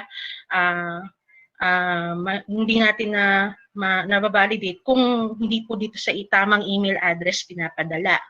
Okay, so in case po na hindi natin ma-receive yung auto-acknowledgement, no, so usually within an hour should be able to receive it. So try po natin mag-resubmit kasi we have instances po wherein successfully sent po on our end, but somehow, for some reason, hindi po natatanggap agad yung acknowledgement. So, pwede nyo pong gawin yun. Make sure natin once lang i-submit ha, kasi minsan lalong nagtatagal kapag maraming beses po tayo nagsasubmit. Then, kung hindi po talaga na-receive, you might want to call us para we can manually check and validate the status of your submission to us. So, next slide po. Next slide. All right. So our next requirement po is the conduct of early procurement activities. So we already issued a GPPB circular number 06-2019. Yun po ang ating EPA guidelines. So for the requirement po, in accordance with our IATF memorandum circular, ang requirement po is at least 50% of the total value of eligible procurement projects must be undertaken through early procurement, no, as outlined in the agency's indicative 2021 APP ng CSE. Okay, so yung indicative APP nyo must be consistent with the FY 2021 NEP. So the approved contract and notice to proceed must be posted in PhilJeps then, no? And then agencies not receiving any budgetary support from the national government under the GAA are excluded from this PBB requirements. So para po malaman din po namin yun, kasi po there are instances po talaga that yung agencies part pa po ng aming master list pero apparently hindi pala sila nakaka-receive ng budgetary support from the national government, so they can submit to us pa din and inform us na that they are not covered. No? And then heads of the procuring entities of covered departments or agencies shall submit to the GPPB a certification under oath, no, on the compliance with EPA requirements. So ito po yung magiging basehan po namin whether or not na-conduct nyo po successfully yung inyong early procurement activities. No? So within 1 month after the approval of the GAA to the email address earlyprocurement@gppb.gov.ph. No? So when we validate this requirement, dito lang po kami sa email address na to titingin. Okay, next slide po. Okay, so ganun din, meron din po kaming auto-acknowledgement na in-install for this. So for the agencies to know automatically kung na-receive po ba yung submission or not. So the certification under oath shall be submitted. Tapos kontakin nyo po kami ulit in case na hindi pa rin kayo nakaka-receive ng auto-acknowledgement. Okay, so paano naman po kung halimbawa meron po kayong budgetary support under the GAA but for some reason hindi po tayo nakapag-conduct ng EPA. Okay, so you may submit your respective justifications, but yung justifications natin subjected to review pa rin po yan.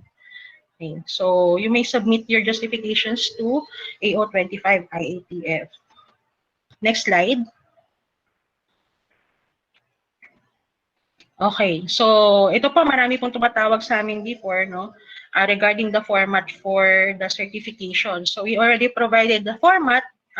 Yung makikita nyo po yan sa annexes ng ating PBB guidelines, no? So just fill it out and then to be signed by the head of the agency or yung authorized representative niya, and then ipanotarize po natin. So para po guide na rin po ng mga agencies na para po ma-submit nila or ma-prepare yung document for certification under oath for early procurement.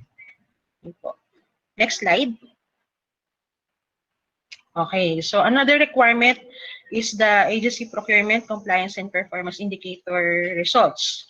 So it's under GPPB resolution number 39-2017. So remind ko lang po na that for the purposes of the PBB, ang requirement po is submissions from the main or central offices only. Okay.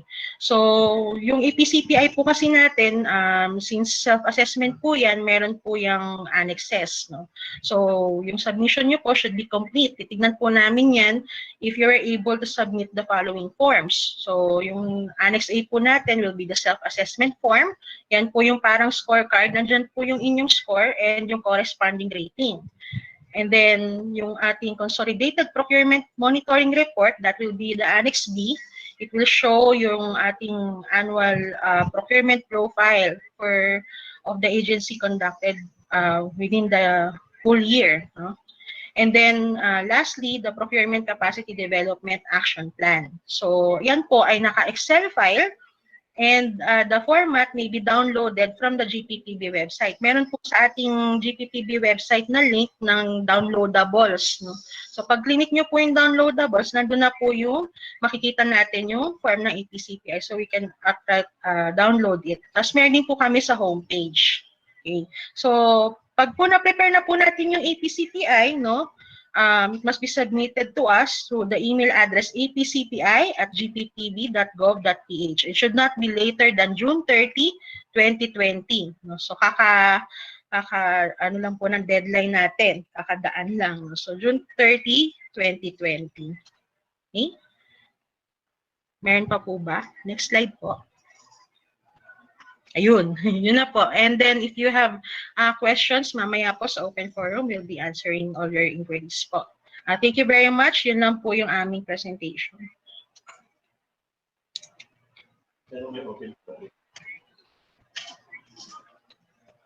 Thank you very much, Paala of the GPPB TSO. So again, for questions, we will entertain that later. I hope that our current 1,279 viewers will still stay. We're nearing the end of our discussion, and of course, we will read comments and questions you have posted from our YouTube channel and the Facebook page later before we end this session. So going forward, we will just run through this very quickly. Our next requirement under the other cross-cutting requirements, the establishment and conduct of agency review and compliance of SALN. Each department agency shall establish a SALN review and compliance committee to determine whether said statements have been submitted on time, are complete, and are in proper form. The scanned copy of the SALN review and compliance procedure po and the proof of establishment of the committee shall be uploaded in the agency transparency seal webpage not later than October 1, 2020. So this requirement po will be validated po by the Civil Service Commission. For questions, again, we will entertain that later. Now, may we call on our representative from the PCOO to discuss the FOI program.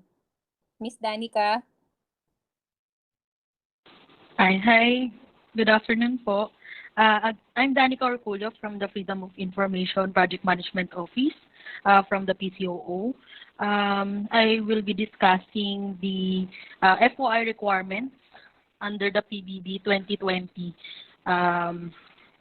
Ayun po. So, next slide po. Just to give you a background or updates lang po for the compliance status for the fiscal year 2019 PBB. Last year, we have 177 submissions from the national government agencies, 85 from the government-owned and controlled corporations, 98 from the state universities and colleges, and 177 from the local water districts. So for this year, I think medyo bumaba po ng kaunti yung aming compliance rate because on last 2018, ang nangyari po kasi is once na nag-submit na po ng requirements yung mga agencies, minark as successful or compliant na po namin siya. But last year po, for 2019, medyo naging stricter po kami since may mga format po kami na hinihingi from the government agencies. Yung iba po, hindi po namin siya fully na mark as compliant kasi nga po due to paulit-ulit din po namin na-remind yung agencies regarding their deficiencies. Next slide po. For the fiscal year 2020 performance-based bonus, the FOI requirements are as follows po. First is the updated People's FOI Manual signed by the head of agency. So, ito po, since 2017, ito na po yung hinihingi namin from the government agencies. Ang hinihingi lang po namin for 2020 is that kung ipa-update po yung mga contact details po na nakalagay sa FOI manual. Let's say for 2019, meron po na-assign na FOI receiving officer, but this 2020, medyo napalitan na po. Need lang po namin ng updated information. Next is the FOI report. Again, ito po yung usual na nagkakaroon po ng deficiencies yung mga government agencies dahil po hindi po na i-comply yung hinihingi po namin format. We are asking for an Excel file but others are uploading PDF file po. So, since ang FOI report naman po namin is progressive, that's why we are asking for an Excel file po. So, 2017, 2018, 2019, 2020 FOI reports and summary report po yung hinihingi po namin at the same kasama po ng agency information inventory. And then third from the list is the visible FOI logo.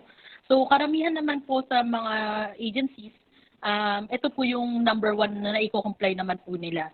So we have no problem naman po with this requirement. Fourth and last from the in the list po natin is the modified one-page FOI manual. I think ito po yung pinakabago and then pinaka fresh po sa mata ng mga ating mga government agencies. Yung modified one-page FOI manual po natin will be based lang po dun sa People's FOI manual. The modified one-page FOI manual po is a poster na nakalagay po doon yung mga minimum requirements po na dapat nakalagay sa People's FOI manual. Pwede pong next slide. Okay, so this is a sample of the one-pager FOI manual. So ito po, ang need lang po namin for this fiscal year is that it must be posted or uploaded in transparency. May naipadalang certificate of compliance sa inyo for 2019. May ibang agencies na po na non-compliant talaga. Yun na po yung napadala namin sa AO25 Secretariat na for the NC list. And then we have agencies din po na with deficiencies. Yung ibang agencies po, kung minimum deficiency lang naman po yung kailangan nilang i-comply, minark as compliant pa rin naman po namin siya. But hindi po namin i-release yung FOI compliance certificate of compliance po ninyo kapag hindi nyo po siya na-comply. And then for inquiries, you may send us an email at foi.pco@gmail.com.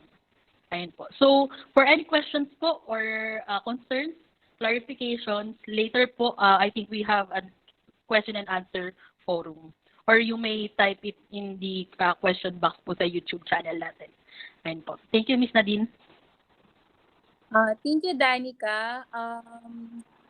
We apologize po that I think, Danica, while you were discussing OI program, had technical difficulty na na-experience po ng ating viewers. We are also comments po ninyo via our channel po, nababasa po natin ito. So, yung sabi nga po ni Danica, we will just send the presentation and also replay na yung ating video streaming for today. And for immediate question po regarding the FOI program, i-attend po tayo ng PCOO later.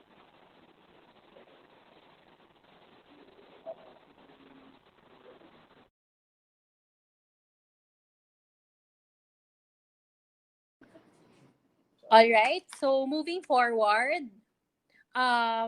we will not discuss anymore yung eligibility of individuals, the individual eligibility or the rating and ranking, and the amount of the PBB, since you will be you can also read this or refer this to the MC 2020-1, and also we have not or we did not change the criteria under these provisions po. So same lang po ito ng previous cycles requirements. So moving forward to discuss the PBB, how PBB cycle works, may we call on again Ms. Ochi of the AO25 Secretariat. Okay, thank you, Nadine. Would just like to explain how the PBB cycle works. So first and foremost, we have the issuance of the PBB guidelines. So this MC 2020-01, 2020-01 is our guidelines for the PBB 2020. And upon the approval of these guidelines, we conducted this orientation and hope to cascade it to all the agencies. We hope that the agencies would be able to cascade also these guidelines to their employees. And once it is cascaded to all of the entire agency, the agencies now are expected to prepare their reports for the PBB. And once these reports are prepared and comply to all the other requirements within the set deadline that was indicated in the 2020 guidelines. So at the same time, there is already an ongoing validation of the agency compliance with the PBB requirements, especially for the good governance condition that will start in October 1. And then the agency will monitor their compliance with all the requirements with the help of the AO25 Secretariat. So you can check our website, you can call us and see if you were able to comply with all the requirements. And upon the compliance to all these requirements, the AO25 Secretariat will issue the final eligibility report when we will also get all the results of the validations from the validating agencies. Once the final eligibility report has been completed, the agencies will already determine who among the employees are eligible. So you prepare the agency ranking report and then submit this to DBM, and DBM will review this, and then again, if it's approved, the DBM will already prepare the budget requirements for the eligible agencies. Once this has been completed, the PBB will be released to the PBB eligible agencies and employees. So ito po yung cycle ng PBB natin.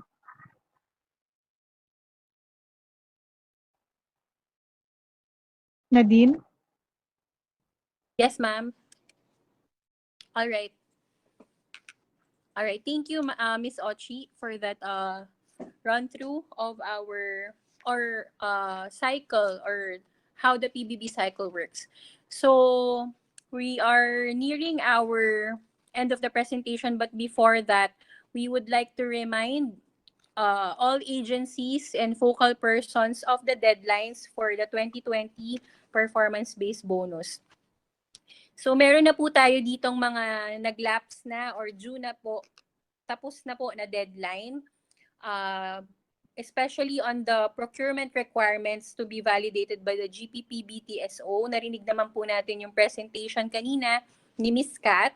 So natapos na po yung deadlines ng undertaking of early procurement activities, the 2020 APP non-CSE, and that just recently po, nung June 30, yung 2019 APCPI results ninyo. Dapat po na-submit yun na po yan. So, moving forward po, this September 30, 2020, you should also submit the indicative 2021 APP non-CSE again to the GPP-BTSO. And then, on October 1, 2020, medyo marami po kayong isasubmit dito. Number 1 po, no, yung i-ensure po natin yung posting natin ng documents, required documents sa transparency seal. This will be validated by the DBM OCIO. The establishment and conduct of agency review and compliance of SALN. Pinopostin po natin ito sa ating website, no? This will be validated by the Civil Service Commission. And you should also submit to us and post rin po yung inyong system of rating and ranking ng inyong ahensya. This will be validated by the AO25. On December 4 po, 2020, you should submit your Citizens Charter to the Anti-Red Tape Authority.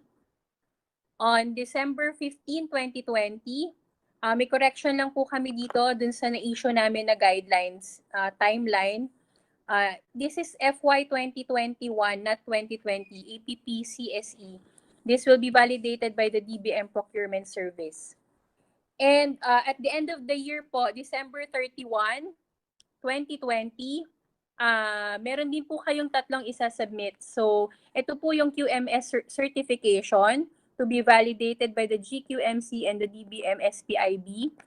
Sustained compliance with audit findings, to be validated by the Commission on Audit. And yung ating pong new requirement on the status of standardized agency-wide processes for frontline agencies po, isasubmit nyo rin po ang status ng inyong endeavor on the standardization of the processes or your transactions po sa AO25 IATF. Moving forward po on 2021, January 29, 2021, medyo marami rin po kayong isasubmit, no? PhilJeps posting po, i-update po natin ito. This will be validated by PhilJeps. And then just recently po, yung previously discussed by the Presidential Communications Operations Office, yung updated People's FOI Manual, FOI Reports, modified one-page FOI manual, and the screenshot of agency's homepage. On February 26, 2021, small agencies po, alam niyo naman po yung inyong category ng inyong agencies mula noong 2018. So lahat po ng mga small agencies will submit your forms A and A1 and Annex 4 sa AO25. This will be validated by the AO25 composite team. And for the SUCs po, yung Annexes 5, 5.1, and 5.2, which will be validated by the Commission on Higher Education. So yung CHED po will conduct a separate orientation exclusive for the state universities and colleges to discuss further your requirements po. Again, nandito naman po sa provisions po ng ating guidelines yung BUR accomplishments. Isasubmit pa rin po ito ng mga ahensya sa DBM. Also, yung Form 1.0 and the PBB evaluation matrix po to the DBM OPCCB. So same lang po ito for August 31, 2021, but ang magsasubmit naman po ay ang mga malalaking ahensya natin and ang mga departments. So that would be all for our timeline. So I guess this is the most exciting part of our presentation for today, yung ating question and answer. Questions from the comment box and the PBB Facebook page will now be entertained. All right.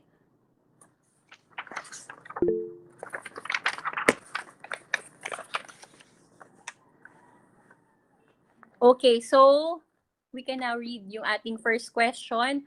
By the way po, no, yung mga specific questions po for your agencies, please send your email na lang po sa AO25 Secretariat at dap.edu.ph.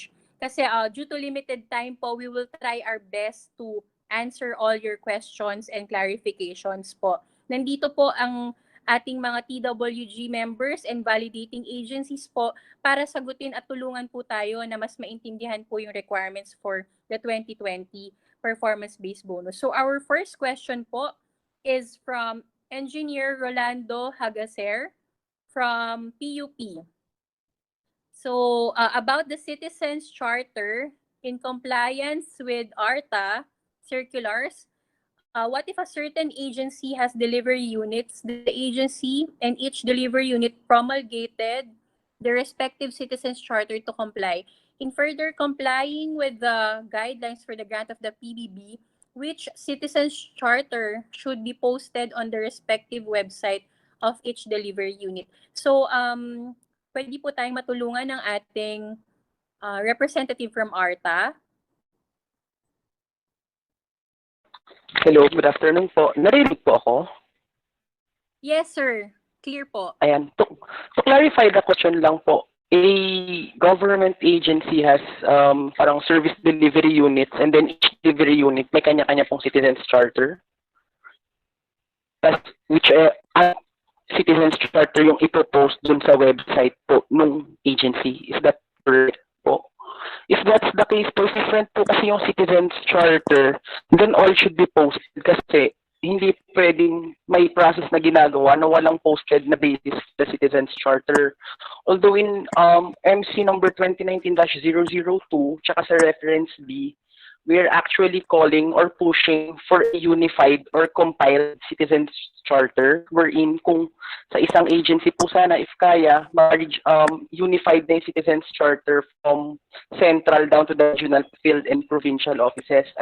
We know that it's hard dahil syempre iba-iba naman po yung capabilities, manpower, tsaka volume of transaction, but the point is it's about time to start talking within the agency para po regardless if I'm talking with the central office, regional office, isa lang po yung service standard na i-expect ko from agency A. But for the time being, if kunwari po sa kanila na hindi pa kayang i-unify, you just compile into one big citizens charter handbook. Tapos may chapters na lang po per service office para iisang file lang din po yung ipopost natin sa ating website. I hope that answers it. Thank you, Mr. Marco. So I hope we were able to clarify that, yung pagkakaroon po ng unified or harmonized citizens charter po na ipopost po natin sa ating website. So next question please. Okay, from Miss Madeline Resco from DSWD. Is the submission of BIFARs online through Unified Reporting System omitted in the 2020 PBB requirements timeline? Opo, ito po ay sisimulan ko lang po, no? Tas kapag meron pong gustong mag-add from the DBM, pwede po tayong sumagot. So this requirement po, hindi na po siya requirement for the purposes of the PBB, but you still have to submit this to the Department of Budget and Management po. I believe we have graduated this requirement po since last year, yung sa 2019-2 natin na guidelines. Anyone po from the TWG or validating agencies who would like to add? Meron po ba? Wala na po. Alright, so we can move to our next question. Hello, sorry. Add lang ako dun sa BIFAR, sorry. This is Salve, oo. Still part ng transparency seal yan kasi ito yung sinasabi ko kanina, itong mga BIFAR na ito yung may dapat na signature na pinapost ng agency sa kanilang transparency seal. Yes, ma'am. So, clarify, clear po yan, ma'am, no, na kailangan pa rin ng i-post sa transparency seal yung BIFARs nila. Yes. Okay.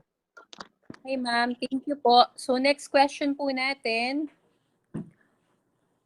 Also from DSWD, can we use as basis on ranking of delivery units the percentage of compliance on PBB requirements aside from their performance ratings? So open po ang question na to be answered by our TWG. Yes, yes, Ms. Nadine. Yes, this is Director Grace from the Civil Service Commission. Yes, since we currently use the SPMS, no, the Strategic Performance Management System, and then usually, diba, we rate per offices, and the ranking of delivery units may be used through that method. The answer to that question is yes, you can use the percentage of compliance on PBB requirements aside from the performance ratings.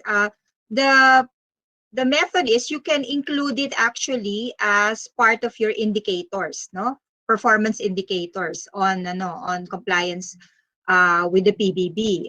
For example, in the Civil Service Commission, yung compliance dun sa mga good governance conditions, and then the delivery units that are responsible for that, that's part of their indicators for performance. So it's since the agency, in this case this DSWD, you can be flexible in adopting what indicators that would measure the performance and eventually determine the ranking of the different delivery units. However, it must be noted that when it comes to PBB requirements, if you take a look at your delivery units, maybe not all of them are not responsible for PBB compliance. So you have to, your PMT and eventually your head of agency could determine how to incorporate PBB compliance. I'd just like to I emphasize on that because not all delivery units in an organization would be responsible for delivering PBB requirements. Okay, that's all. Thank you, Ms. Nadine. Thank you po, Director Civil Service Commission. So I think her explanation was very clear and simple for our PBB focal persons to understand. So our next question.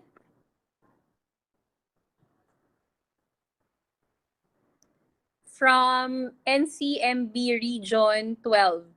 Okay, hello po sa mga nasa Mindanao. Kamusta po kayo dyan? Is the posting of reports going to be per region? At sa regional website po ipopost?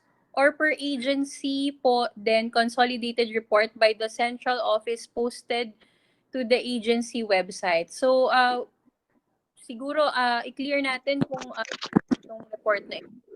Yes, anong report siya? If it's FAR or BFARS, dapat ano siya, consolidated ng central office. Then si agency website ang magpo-post sa kanilang transparency seal. So i-clear lang kung anong report.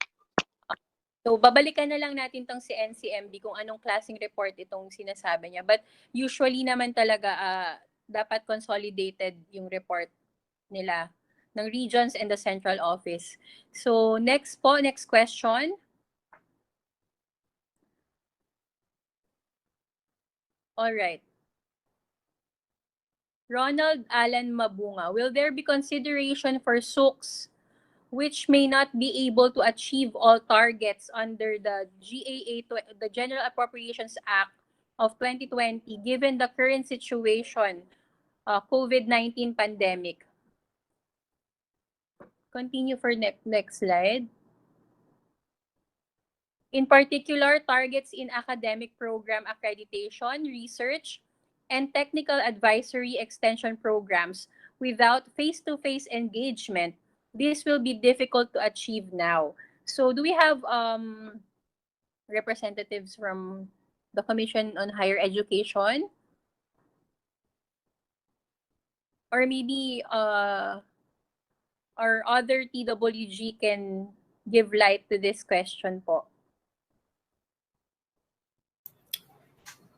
Madam Chair, for Commission on Higher Education, yes, Luisa Valencia po from Commission on Higher Education.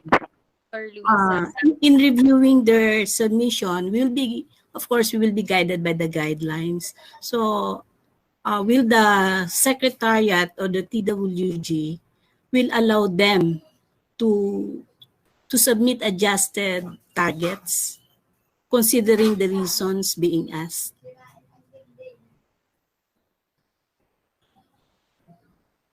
Yun lang po, clarification din on our part. Are we allowed to approve their targets considering their first submissions? Yes, ma'am. Opo. Thank you po. This will be discussed po by the IPWG on how are we going to resolve this issue or address these concerns po.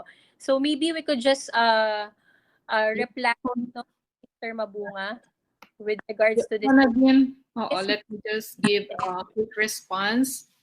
In response lang to the PNU question and to the query of the CHED, I think we are not encouraging yung agencies to change pa yung targets nila based on the GAA. Kasi sa reporting, kung may adjustments, doon na nila dapat i-report yung adjustments made.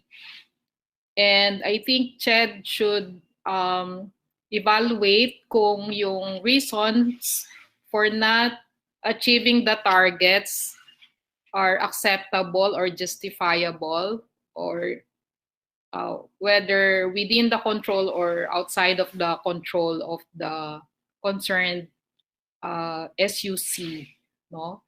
So hindi na po kailangan sigurong kasi hindi natin ma-revise yung nasa GAA 2020. No? So sa reporting, ang reference pa din would be what was in the GAA 2020, and then yung actual accomplishments, yun yung dapat ire-report. And then kung hindi na-achieve, the validating agency or the CHED will evaluate whether or not acceptable yung justification for the non-achievement of the physical target. Lu Valencia po uli. We'll take note of that, but I think we need to further discuss, because on what particular evidences or supporting documents we'll be requiring from the SUCs, because we have to have a standard requirements. So if just to answer these specific questions, kasi common to sa lahat, we suggest that we'll send you some other questions, no, for the AO 25 Secretariat or the TWG to clarify on certain standard requirements. Thank you po. Okay, so internal to the technical working group, we can meet with the CHED to discuss itong concern natin. Yes, ma'am. Thank you. Thank you po, Director Valencia and Ms. Dedeng, for clarifying that. Okay pa po ba tayong mag-proceed with questions po? Okay pa ang ating mga EO25 TWG members? Okay pa tayong sumagot? Meron pa po tayong viewers pa rin, no? Sa ating YouTube na nasa 1,000. So I guess we'll continue around siguro 3 to 5 questions more. Dun po sa mga hindi natin masasagot dito sa ating YouTube channel or YouTube video, we will surely answer all your questions po through email sa ating Facebook and dun sa platforms na pinaglagyan po nila or pinagkomentan po nila ng inyong questions. We will definitely respond to your questions po. So next po nating question, no? We can still entertain a few more questions. From Miss Ana Marina Bueno Dona. Wala lang siyang agency. How about small value procurement, ma'am? Do we need to post yung notice to proceed? So our validating agency representative po. Hello. Yes, So ma'am. I guess this is related to the PhilJet posting. So if it's small value procurement, with regards to the Republic Act 9184, we're required to post the NTP. But in relation to the PBB, it is not, hindi siya covered dun sa criteria.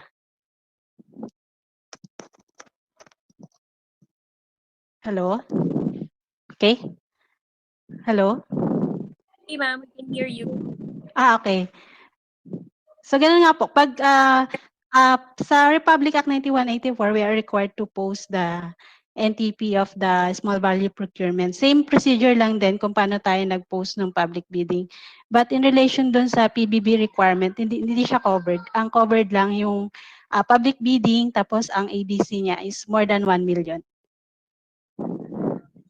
Alright, thank you po, ma'am. For next question po.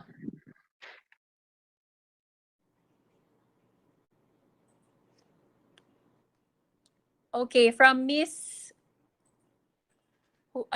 Hussein Alawi from SDSSU. Is it necessary for agencies to revise or re-engineer their citizens charter or just align with the template provided?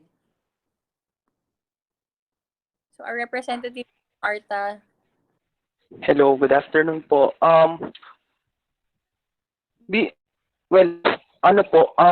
Prerequisite po ng writing of the Citizens Charter is to re-engineer your systems and services kasi po lalo na ngayong 11030 RA 11032 nagbago po yung prescribed processing time kasi before yung simple up to 5 days, ngayon 3 days na lang po. So you have to first re-engineer, otherwise you're just codifying erroneous or outdated systems and processes. Lalo na po ngayon na new normal na in a way, so I'm sure nagbago po yung processing time of your services. So lahat po nung nagbago should be reflected in the Citizens Charter. So para less work po, you re-engineer first, then you write the Citizens Charter based on the data and results of the re-engineering.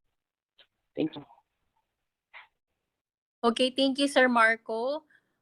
We have another question rin po dito. Magkakaroon po ba ng effect sa accomplishment of targets yung mga programs that were suspended due to the implementation of the COVID-19 pandemic, or siguro po yung sinasabi pong yung program natin and yung lockdown na nangyari, yung quarantine period. Yung special program for employment of students. So this question came from Miss Bernadette Maglaya. We just don't know which agency po she belongs. Anyone from the TWG po could answer this question. But this is somewhat similar po dun sa diniscuss na rin kanina sa CHED, no, and ni SVP Mendoza. So next question po tayo. Nadine, siguro sagutin lang natin. Galing pa yun sa line agency or sa SUC? Yung question. Po ma'am ngayon. Wala raw pong sinabi kung saan siya galing na ano. Oo, pero gusto ko lang i-clarify para kasi sa mga national agencies, ang target nila ay streamlining, 'di ba? Simplification ng processes, digitization, and the like. So, itong physical target na to, pwedeng siguro may contribution lang sa budget utilization nila kung hindi nila na-implement yung program. Pero kasi yung i-assess natin sa 2020 para sa mga national agencies at saka yung GOCCs covered by the DBM, no, would be based on their streamlining accomplishments. Digitization, yung development of contactless systems, no, to deliver their services. All right, thank you po, Ms. Dedeng, for that clarification. So we can still move forward to our next question po.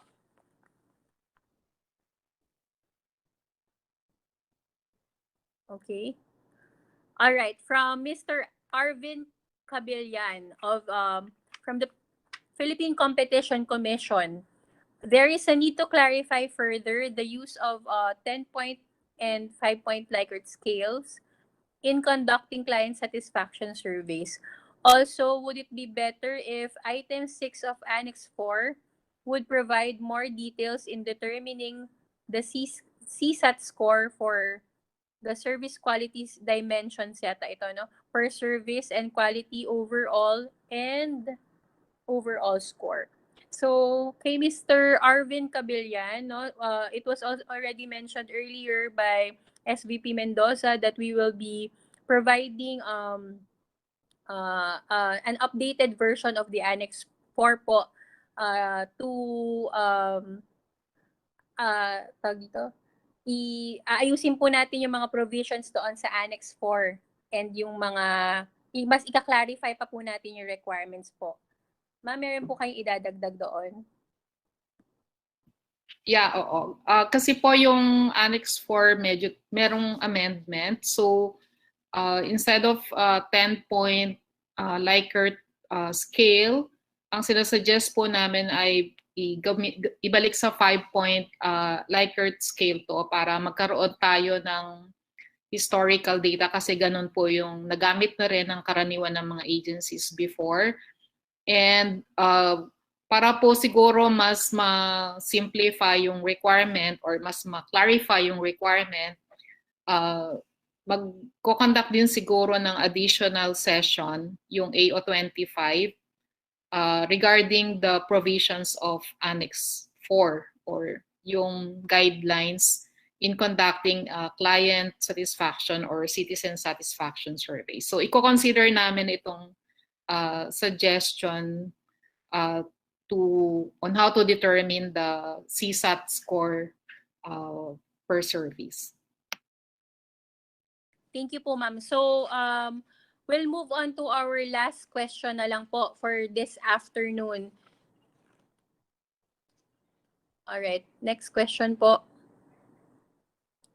From Miss Lenny Berdin.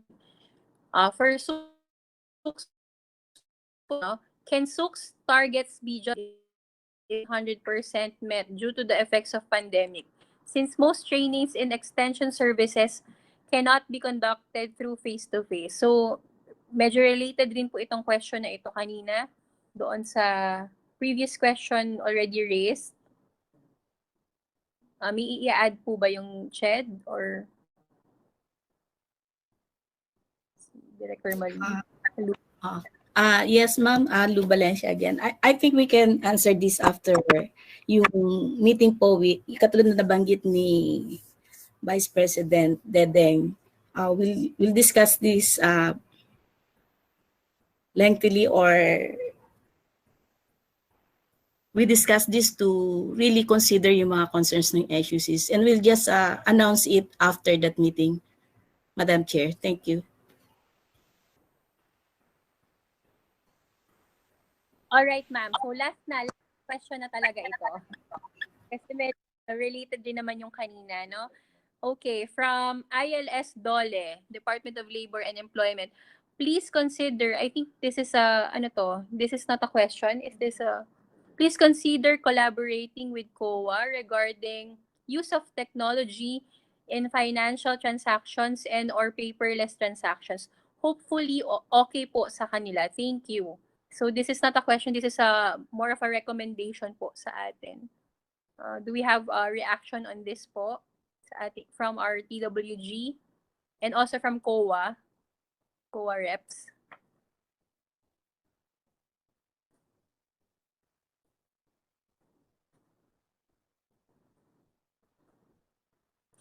Nadine, kanina nandiyan si ASEC, ASCO. Perez. Yeah. ASCO. Or any COA representative.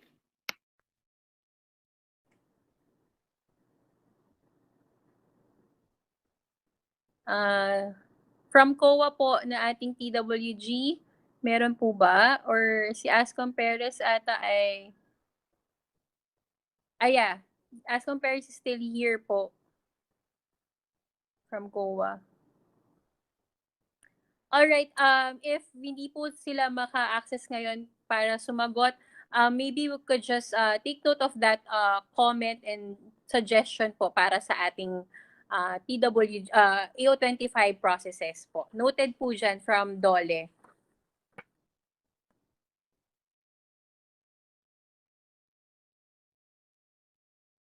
Nadine, there is one question, yung babalikan kung ano yung mga transactions na ipopost.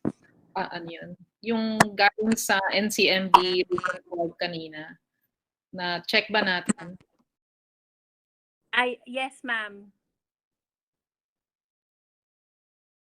Can we go back to that question po from NCMB, Region 12 yun?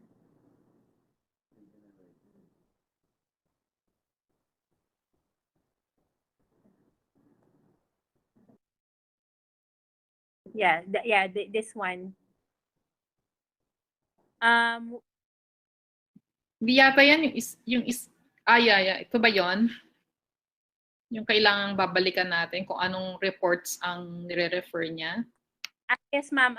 Di pa po siya nagre-reply, ma'am, itong yung from NCMB. So, we will just clarify po sa kanya kung ano yung reports na pinipertain niya po dito sa kanyang question, ma'am.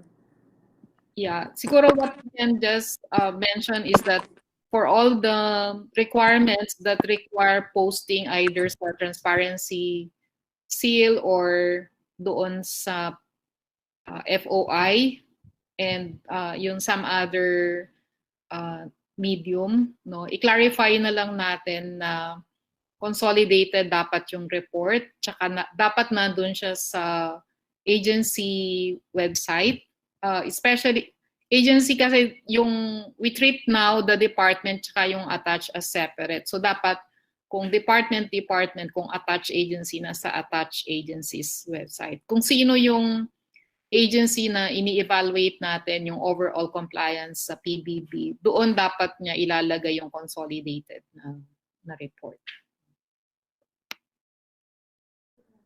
All right, thank you po, Ma'am Dedeng, for that one. Are we still going to entertain more questions? No, malapit na po tayo mag 5 o'clock.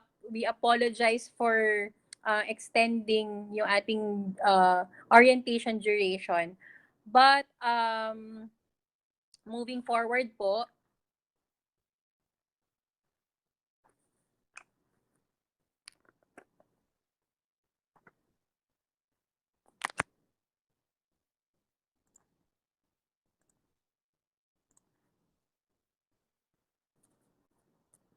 all right. So, I think that's the end of our session for this afternoon po. We would like to thank everyone po who have participated and who patiently waited for us and viewed us via YouTube po.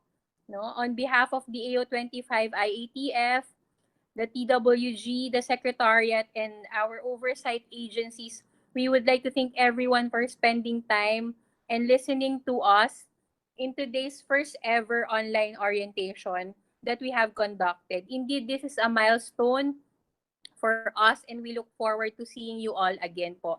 You may continue to reach us through our contact details flash on the screen, and you may send us emails, and we assure you that we will answer your queries as soon as possible. For immediate concerns, you may contact us din po through our phone numbers. Any closing remarks po from our TWG members po, ma'am or sirs? Maybe we can request ASIC Magsino, who's representing Yusek Pasqua. I think he is still online. Yes po. Hello po, Asik Magsino. Are you still there? Well, I'm still here. Well, in behalf of Yusek Laura, who's chairing the TWG, I'd like to thank everyone, members of the TWG, the members of the Secretariat, all the focal persons who spent time to attend this meeting for a very successful orientation. And I'd like to remind everyone that the PBB actually is an excellence award system, and it can be likened to an annual physical exam where you take a look at all aspects of your health and see whether we're healthy or not. So it's just a matter of taking a look at what areas we have to take care of, and that's what we take a look at, and that's what we work on. And hopefully, by the end of the year, we'll be able to come up with a clean bill of health. That will have flying colors in all aspects. Siyempre, baligtad sa health. Pag mataas ang cholesterol, then it's not good. But that's the only thing we'll have to take a look at, okay? So we strive for excellence, and in the end, we have a bureaucracy that is working towards excellence in all aspects of our service. Thank you so much. And with that, I'd like to say thank you. Thank you, Asik. Thank you, everyone. Yeah. Thank you, everyone. Actually po sa ating TWG members, if you could see po, kung makikita nyo po sa ating YouTube video ngayon, live stream po, naka-stream po yung ating videos. So, alam po ng ating mga ahensya na nandito tayo at kasama pa rin nila tayo kahit virtually po. Salamat po sa lahat ng mga nakinig.